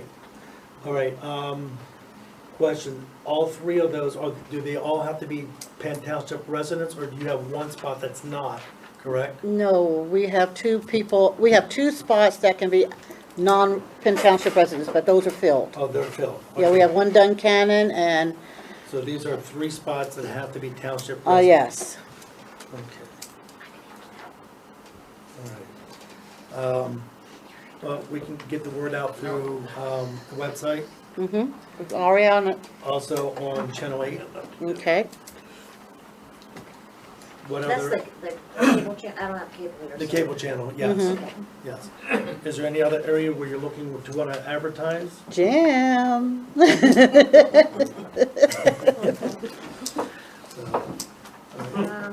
Duncan and Record? Jim. Was that you? Hi, Jim. I never met you. And I would also like to thank Lee for doing our planners, which I'll be picking up tomorrow. And I did give Stanley the garden contract with a $1 with it. Very good. Anything else? No, not right now. Okay, very good. Next meeting, I think. Okay. Next, we have the municipal authority. Okay, you have their minutes. Henry, did you get my email about 4 Hilltop? Yes. Okay. 4 Hilltop has been sent a connection letter. The gentleman's address, according to the tax book, he doesn't live there. I sent it twice because one it just came back after 2 weeks. The second time, it said he does not live there and cannot forward. So I called my connections up at tax assessment and found out the gentleman is actually supposed to be living in the trailer. So now it's going to the trailer. Okay. So After that, I'm lost. And this was a piece of property that did not fall underneath connection because nobody was living there. There were special conditions that the authority agreed to at the time that the sewer went in to hold off on connecting. And now it's required for him to be connected? Yes. Okay. Okay. Next, we have the secretary's report. I have no action items. Okay. Just FYI stuff for you. Okay. All right, next we have the engineer report. All right, you should have a copy of my report. The only item on the report is the MS4 permit waiver application, and I did attach a copy of the email that we received indicating that DEP has provided advance waiver authorization for waiving your MS4 permit. That's not the official final waiver. That's an advanced review where they looked at it and said, yes, you're a good candidate, you should qualify for this, file for it. What it does is that it allows you to provide, make an application for your permit. You fill out the notice of intent, the application, as well as a waiver application, and attach this email indicating that they've already reviewed it and they thought it was good. And you do not then have to fill out and do a pollution reduction plan nor a Chesapeake Bay pollutant reduction plan. So that saves a lot of calculation and other plans. So it is quite good that you got that. So, but we still need to get those other, the application and the waiver application all put together and submitted. That needs to go in. The way it stands right now, it needs to go in no later than September 15th, and you must have at least a 30-day review period for the public and 15 days to address all comments from the public. So really, you need to have it completed and available for the public no later than probably beginning of August. So is this something you and I need to work on, or? You've always done that stuff for us before. You can, That's up to them. I've never done the permit applications. Does that have to be a motion for him to? You're getting, He's gotta spending pay money. to do it. Mm-hmm. Okay. well, the good part is, without having to do those pollution reduction plans, that saves you a lot of money. Those are expensive parts. That and having to do more detailed mapping than what we did already, so. Do we know a ballpark figure what it's going to cost, ballpark? Ballpark figure would probably be $3,500 at the most. Pull all the paperwork together, make the submission.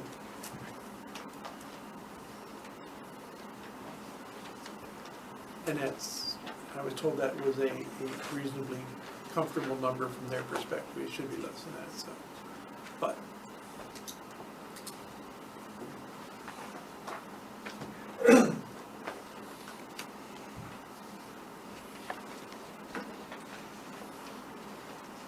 And if the application is submitted with errors, it could end up being rejected, and we may have to, if Helen and I would do it ourselves and try to submit it, we screw it up, does it reject us from? They'd probably they'd come back after about 180 days, then you wouldn't get your permit, you wouldn't get your waiver. They'd come back and they'd ask you to correct everything and resubmit it. Go back through all of that, so. I make a motion that we go ahead and,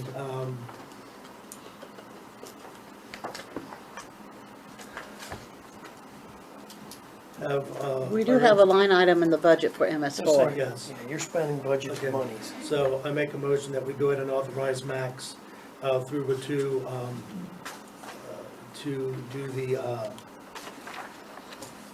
Official application for the MS4 permit waiver for the 2018. And the waiver application. And the waiver application. Seconded. Okay, it's been seconded. Any discussion? All in favor say aye. Aye. All opposed nay. Ayes have it. That's the only item I have on my agenda, yes. Okay. Can I ask a question? Yes. Kind of between Helen, the roadmaster, and the engineer, do we have any idea what PennDOT is up to on that stretch of 11 and 15 south of Perdix? You know, before you get to Marysville, in the they painted benchmark, you know, items on the rockfall wall, and there have been a surveyor down there quite a bit. The road also needs to be, you know, milled and resurfaced, you know, badly. But do we have any idea what's going on down there, or what the plans are? They haven't sent anything official. I saw the surveyor numerous times. I just assumed it was something to do with the wall there, but Yeah, that wall's sinking a little I don't again. know that. I know they have a problem with the wall. You probably noticed that one area is really Right, sinking. right, yeah, yeah. I just assumed it had something to do with that, but I don't know that for sure. You just have to wait turn the signs on. Huh? You just have to wait till they turn the signs on. Wait till the signs, yeah, and Call.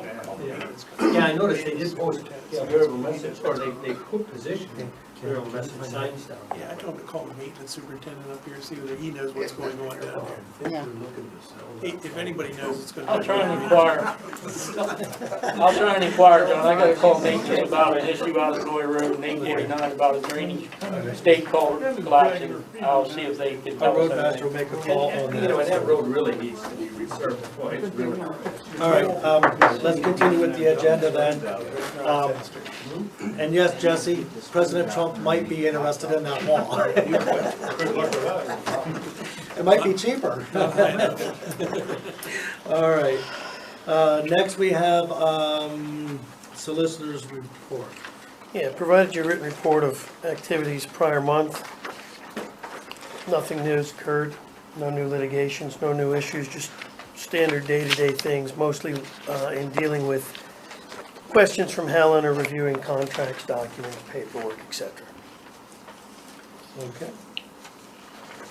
All right, next we have emergency services.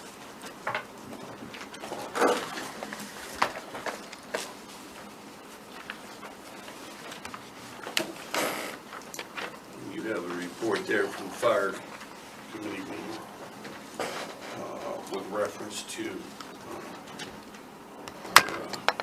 our meeting this past April 10th, I believe it was, or 12th. So, there's several different recommendations on the front portion of that paperwork there, the meeting notes. And, bear with me. I don't have my copy available. Let's see if it's ready. I back up. I have it here. Okay. There was, as I said, there were several recommendations made and discussed at the meeting. The full committee was present, and the first recommendation was that we asked the township to open up a separate account from the fire tax fund, place $10,000 in that, basically for an emergency purpose. Some kind of emergency funds that were needed right away, that would not be touched and would be carried over to the oncoming year if not needed or used. With the maximum amount in With this. a maximum amount of $10,000 for that fund. The second recommendation was to approve up to $1,500, I believe it was, for the fuel for the Duncannon Fire Company. One of the other recommendations that we discussed and agreed upon was implement some form of a replacement return policy. In other words, if the fire company comes to us and says they have turnout gear that has to be replaced, we're paying them out of the fire tax funds to replace that piece of equipment or outfit. We get the worn out materials, used broken items that they're requesting to replace. And there was also a recommendation made in the fire department, that is Chief Warner agreed to look into it and handle it, but the recommendation was that any members of the fire departments that have access or control over any of the fire tax funds were to be bonded at least in the amount of $35,000. And as I understand it, the chief did explain that their treasurer and whatnot are bonded, and they would verify that any member that had access and accountability for that, any of our fire tax monies, would be bonded as well. And then the one request from Duncannon Fire Company was in the amount of $35,000 to cover costs associated with their bills that they've accumulated up to this point. And he did turn into a number of different bills associated with the fire company. They also provided the audit for, it's included with the report here as well. So. Wasn't that $35,000 for their mortgage? Yeah, Yeah. Yeah. yes. And they have a copy of that, the bank statement showing that and everything. Which they paid, but they usually relied on what they got from Penn Township to make that payment. So this is a payment that's not split up among the municipalities. I'm sorry, Brian? This payment is not split up among the municipalities. No.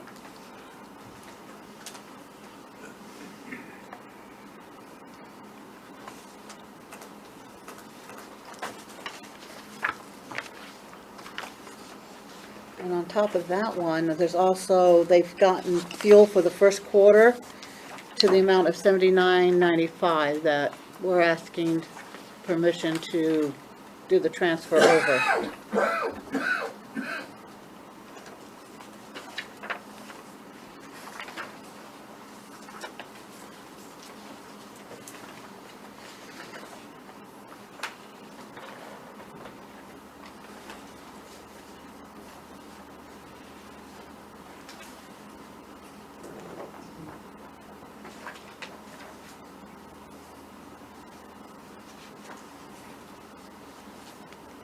And 3,500 consists of the reimbursement for the mortgage payment and $1,500 fuel line. Oh, no, the 35,000 would be for the coverage of the mortgage payment.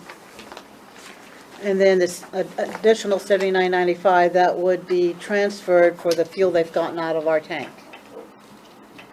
for the first quarter. Okay, so the 3,500 is for the costs associated to the reimbursement for the mortgage payment. Yes.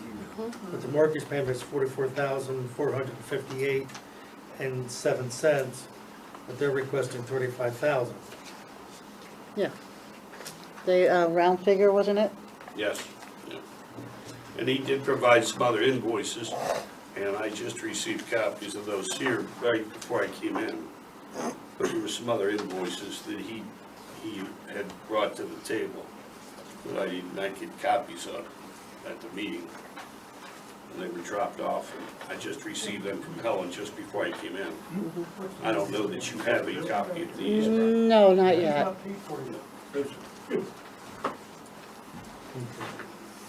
So there's about another $600 in invoices. Well, there's a number of different invoices for different items in here that he provided to us. You got a pretty nice pool table. Can I ask a question? But that still Wait, doesn't bring wait. clarification. The mortgage payment is clearly $34,458, but they're requesting $35,000.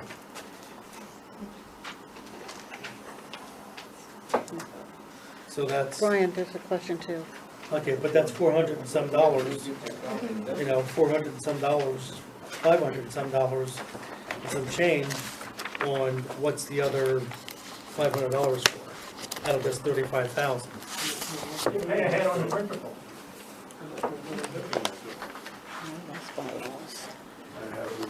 He produced these invoices as well, for a total of $650 on this one, et cetera, throughout. And So all these invoices, all of these invoices are more than above the 35 when you include the mortgage with it.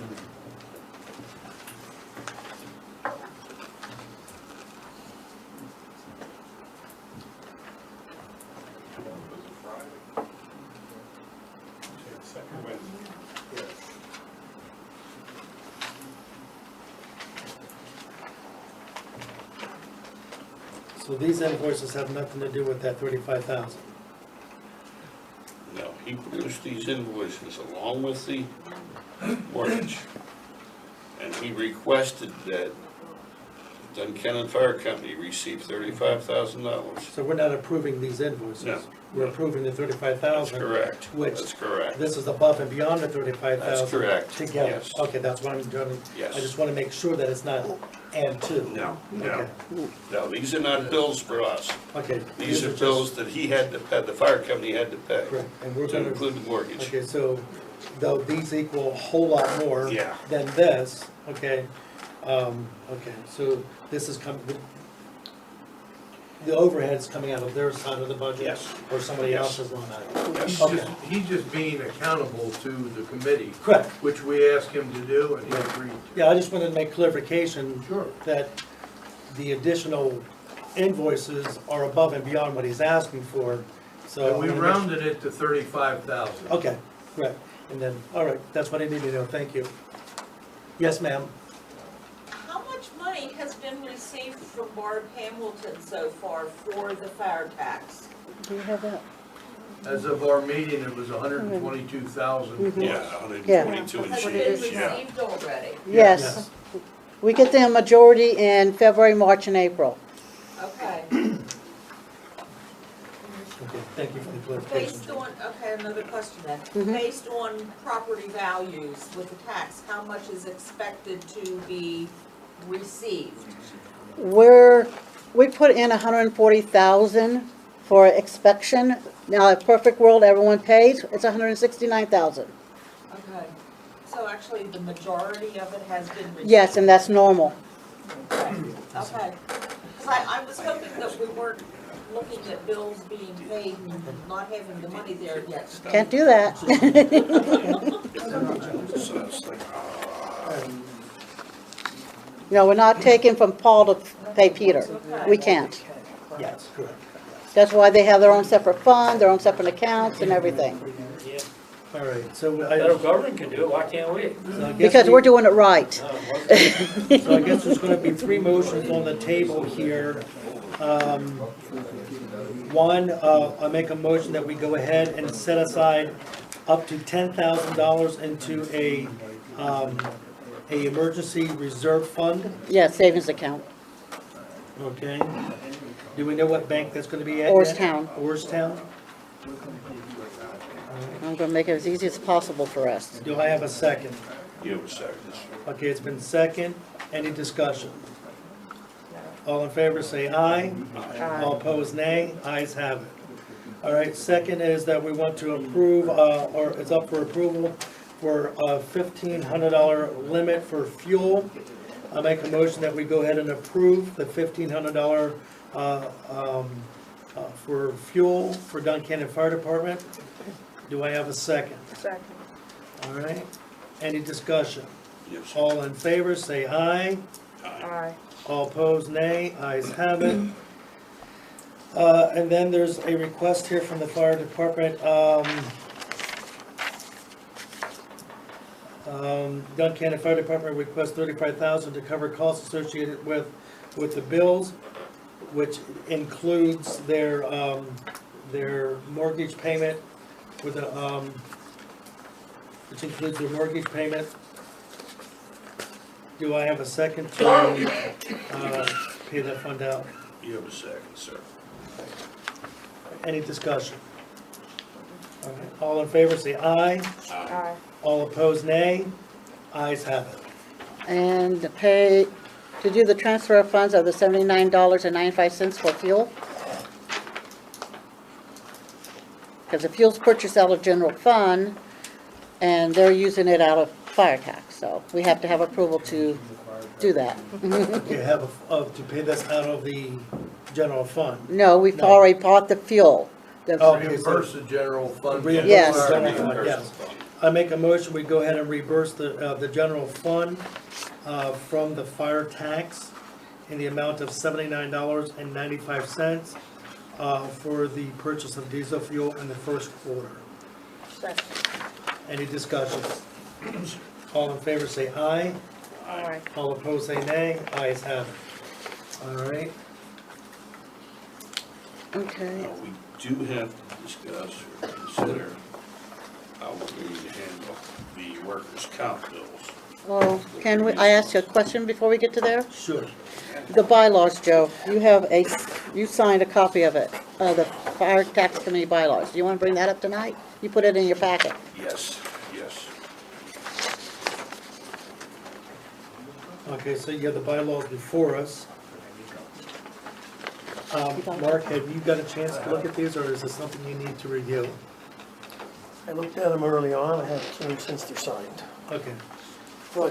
But they're, this is what I looked at.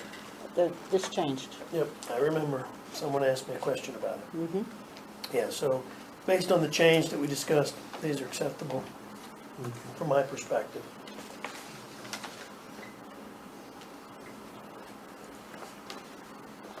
The Bar Association hasn't approached you lately about anything? Not yet. Okay.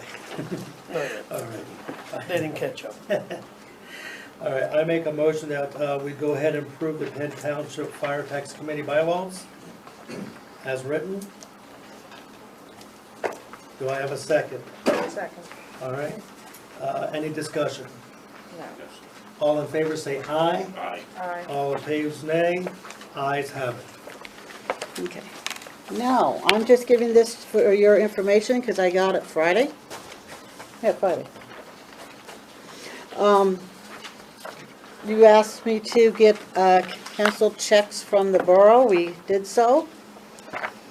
And they're all here by the year they're done. And also they gave the accounting payable history report of when they were paid. And it gives everything. You guys pay monthly? Those were done in the past, so I. Oh, okay. I was like, monthly? But that's all the information you requested.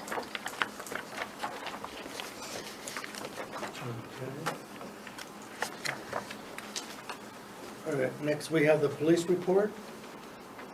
Table. We're gonna discuss table Are what? we going to discuss the workers' comp? Oh, yes, I'm sorry.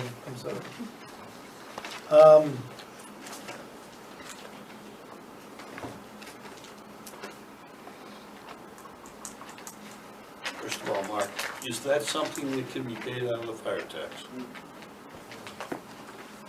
It cannot. Okay.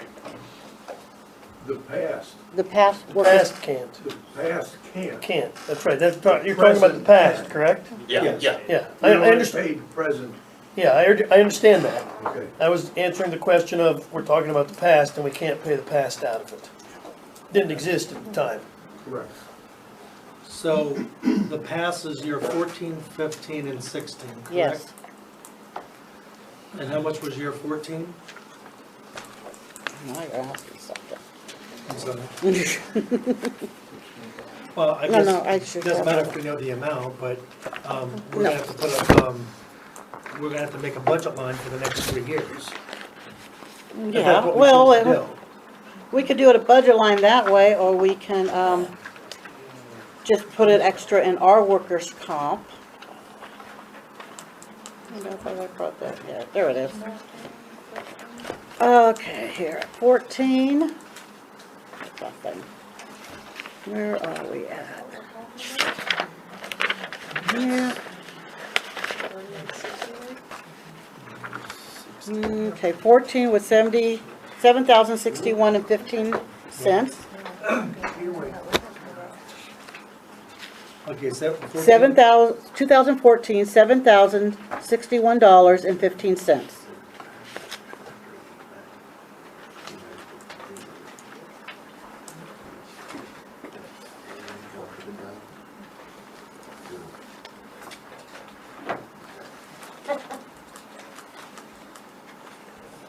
Okay, and what was 15? 15 is $6,899.64.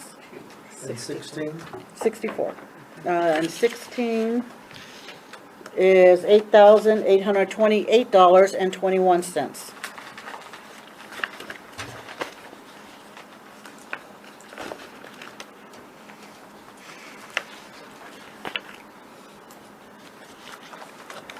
Okay.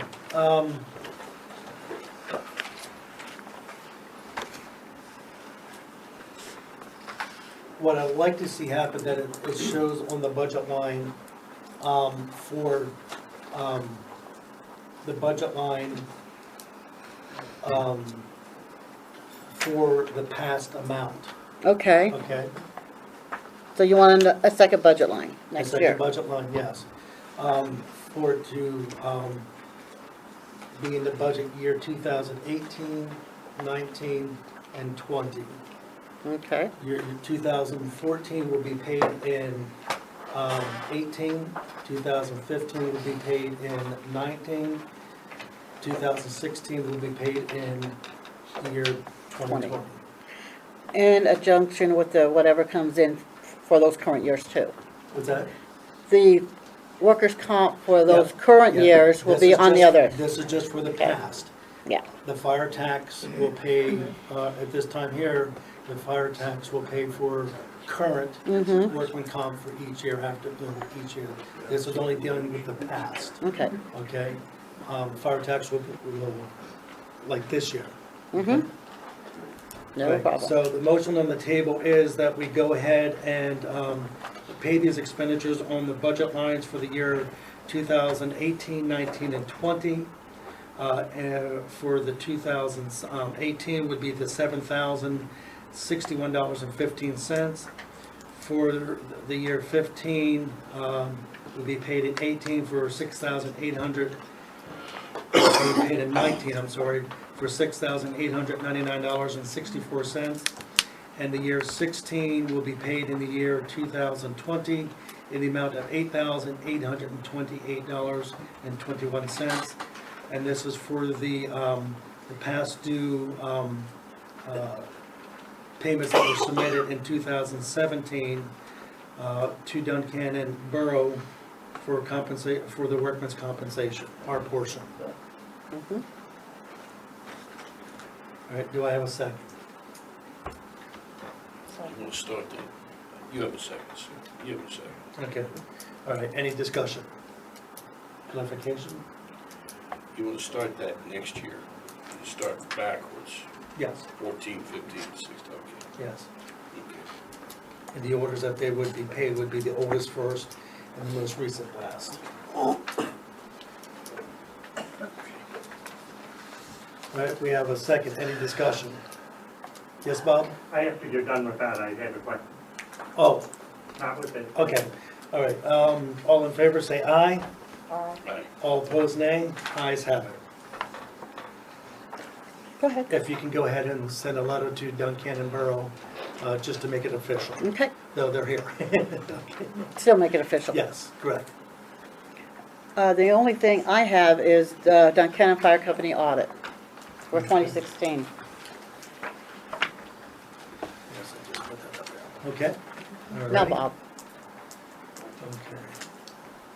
All right, next we have the. Bob. Bob, sorry, Bob. What about Bob? In the world, as a taxpayer, this is not a member of the fire company, I was not a taxpayer, how did you come up with those dollar values that you're paying on the workers' comp?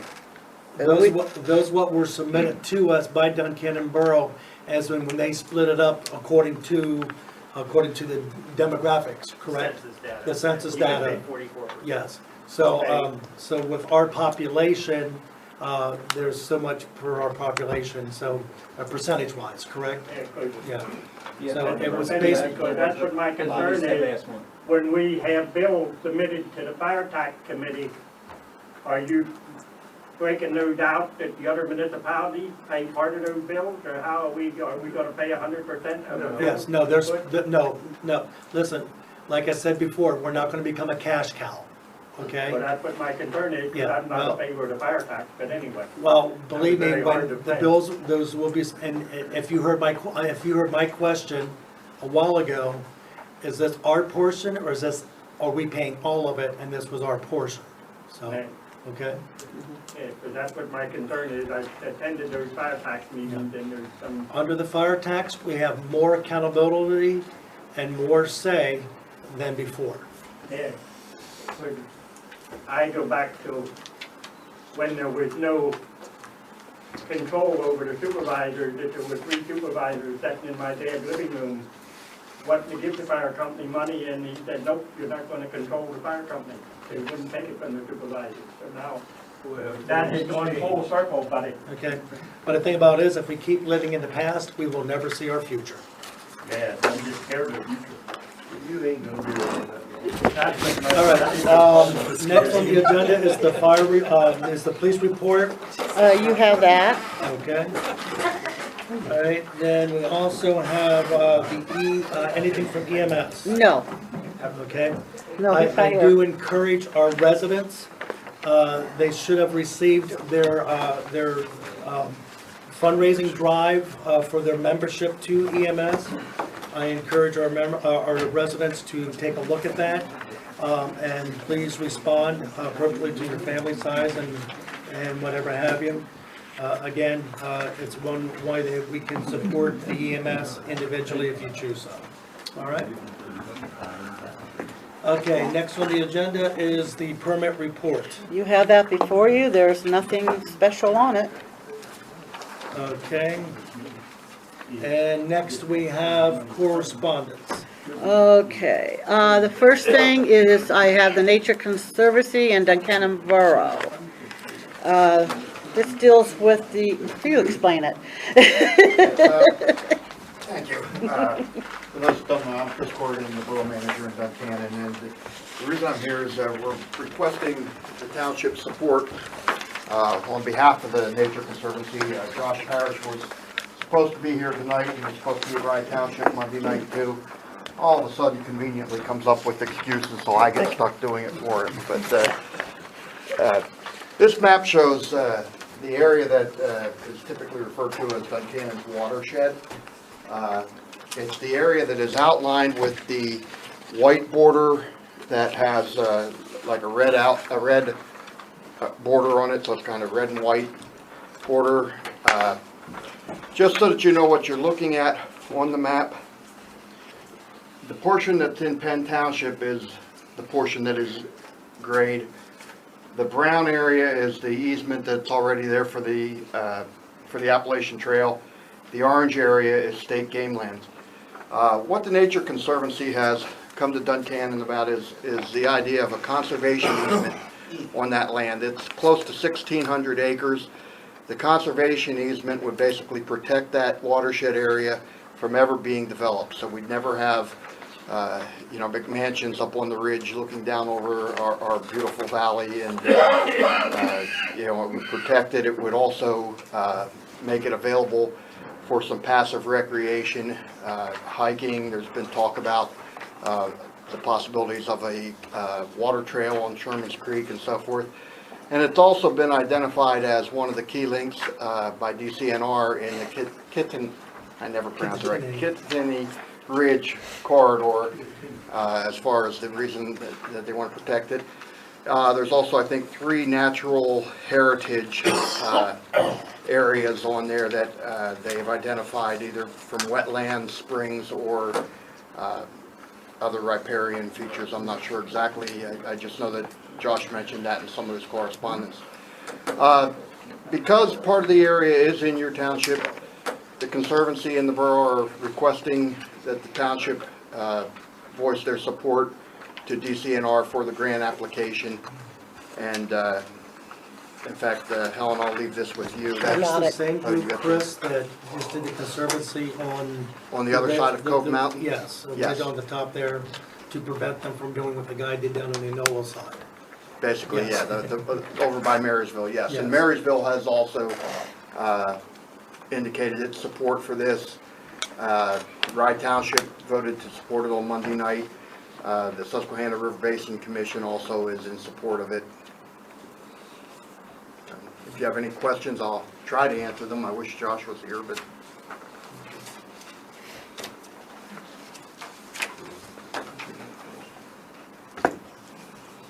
A lot of this land here is private owners that own that land, or? no, this is all owned by the borough. Okay.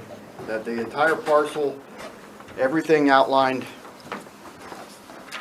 Pink is correct.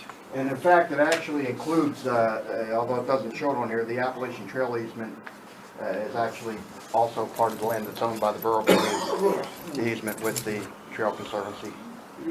And this is where you guys timber, correct? We timber Somewhat. in some of those areas, yes. Is that going to affect your timber? Pardon me? Is that going to affect you guys? It will affect it. It'll have to be in a stewardship program, so that they'll have to, actually what it means is we'll have to take care of it like the resource that it should have been taken care of all along.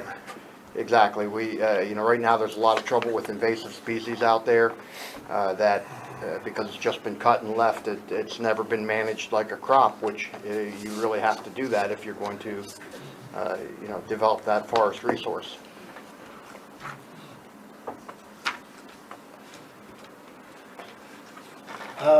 Let's do, and this is just basically saying that we agree to put that into the Conservancy. That we Yeah, that just supports the grant application. I have a question. Going to Conservancy, some of these Conservancies end up purchasing that. Is that a purchase price that's going to go with this, or you donate? They're purchasing the easement. They're purchasing the easement. They're paying cash to you folks for the easement, they're donating the development. Am I correct? So you'll be generating revenue, right? Correct. Is that a yearly revenue or just? I don't know the arrangement. I think it would be a one-time purchase, but I don't know. Very similar to the preservation program. What about opening that road for hunting? I can't imagine that the road would be open for traffic, but it would be like it is now. You can walk in. So if a hunter has another emergency out there, they have to contact the borough to open the gate and get the ambulance out to him. What happened? Just like you would any place in a wooded area that has limited access, yes, sir. Okay. I mean, I don't, that can change, but there's no view at changing that. You support their request for funding? This is the whole track, correct? Yes.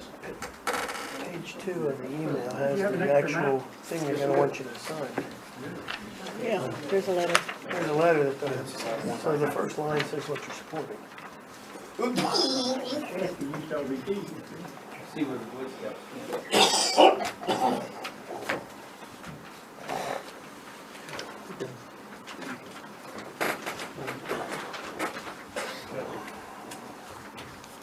I make a motion that we go ahead and, I'm sorry, another question? So I make a motion that we go ahead and join in with the grant application process. You're supporting. Supporting the grant application process for the Cove Mountain Duncannon Borough Nature Conservancy. I'll second that, sir. All right, any discussion? All in favor say aye. Aye. All opposed? Ayes have it. Thank you very much. The next thing I have under correspondence is the PSATS Youth Award. I'll be sending this out to the churches and all that again. Basically for the youth who do community service, this award from PSATS. Okay, all right, and then next we have the Greater Harrisburg Realty, or Greater Harrisburg Association of Realtors breakfast. Yes, they are meeting June 8th, and their topic is municipal and state police protection. They give a lot of good information and all that, and John left. Just requesting for us to attend. Yes, they want to know if anyone would like to attend from the township. I find the meeting last year very beneficial. They've given a lot of data, number-wise, Yes. whatever have you. So I would like to attend for that purpose to get housing data and population data. There's also they're going to be talking about the state police and municipal police protections. Joe, is that something you want to? If you would like to attend, that's. Well, more than one of us can attend. So, And I'd be happy to attend as well, yeah. That is a something topic we I'd be should interested attend, in. or we just gotta let Helen know by when. Oh, I need to know. That's at the Radisson. By June 2nd. Okay, so, all right, if you just wanna let, Yeah, I'll let you know. okay, all right, thank you. So you have two at least. Yeah. All right, let's go on to old business. Okay. I have the complaints update. The culvert here at 303 New Bloomfield has been fixed. There is a cut thing on it, so that safety issue's gone. Okay, They are supposed to be coming in, they picked up their demolition permit, they should be coming in, let's see, he said end of this week, beginning of next week. this is this property right Yes, the one on Pee Wee. Okay. 6 Hilltop, I've sent to county, and 3 Camp Street has complied with their dogs roaming. Now, we have one here for 126 Creek Road. They have been cited for non-compliance with getting a permit on whether they're animals or whether they're allowed to have the farm animals, the livestock, and also for their livestock's roaming. Okay. And then, let's see who else. Yeah, that stands. Is that it? 69 South Main. Oh, yes. That letter returned unclaimed. They're supposed to be having a sheriff's sale on Friday. Do we know what time that sheriff's sale is? And I believe it's 9 a.m. I'll double check. And that's up at the courthouse? Yeah. I'll double check for you, everything. And then, yeah, I cited them. I cited the Rupp roads. And the others are still within time limits. Okay. The TV dumpings that you mentioned. I called, well, DEP called us. I talked to County Conservation. They can't really help us, and it's a privately owned property, so I'm notifying the owner and telling him to also contact County Conservation because they might be able to help him. Okay. Now, there's also a program where you can get cameras that put out free. We just have to supply someone who would go down and download pictures, and I saw the cameras at the convention. They're very clear, where you can see And we can, and they're license portable, plates. we can put them in different places where Yes. we see hot spots. Basically, they would come out and put them up where we would like them. Yeah, they can be moved. We need someone who would be willing to go check on them, you know, that type of thing. And it's unlimited time frame for use. Township property though, right? No. Well, yeah, we have to put We the, can't put them on private. no, we can't put them on private property without the owner's permission. But we can put, like where the TVs are, there is township property, we could put it on to catch it. There's other places where they dump where we can put it on township, state roads, Well, let's go property. ahead and table, get us the information on those. Okay. Because if it's something we can use to put throughout the township, I'm sure we can find somebody to download, you know, take a tablet out and download it, so. Yeah. Yeah. Okay, that's all I have under old. Okay. All right, new business? Okay, this one is more for Mark, I guess. We got a complaint in about shooting firearms out on Barnett. Call the state police. We don't have an ordinance nor a police department to enforce it. That's what I told her. That's all we can do. Okay. We can't solve everybody's everything. We're limited by the ordinances we have and the capabilities we have. Okay, and then last we have the Perry County, E-cycling, which you already talked about. yes, correct, so, all right. That's all I have. Anything else under new business? I make a motion, we go ahead and adjourn. All right, all in favor, say aye. Aye. Meeting adjourned. Thank God for my. Okay. Oh.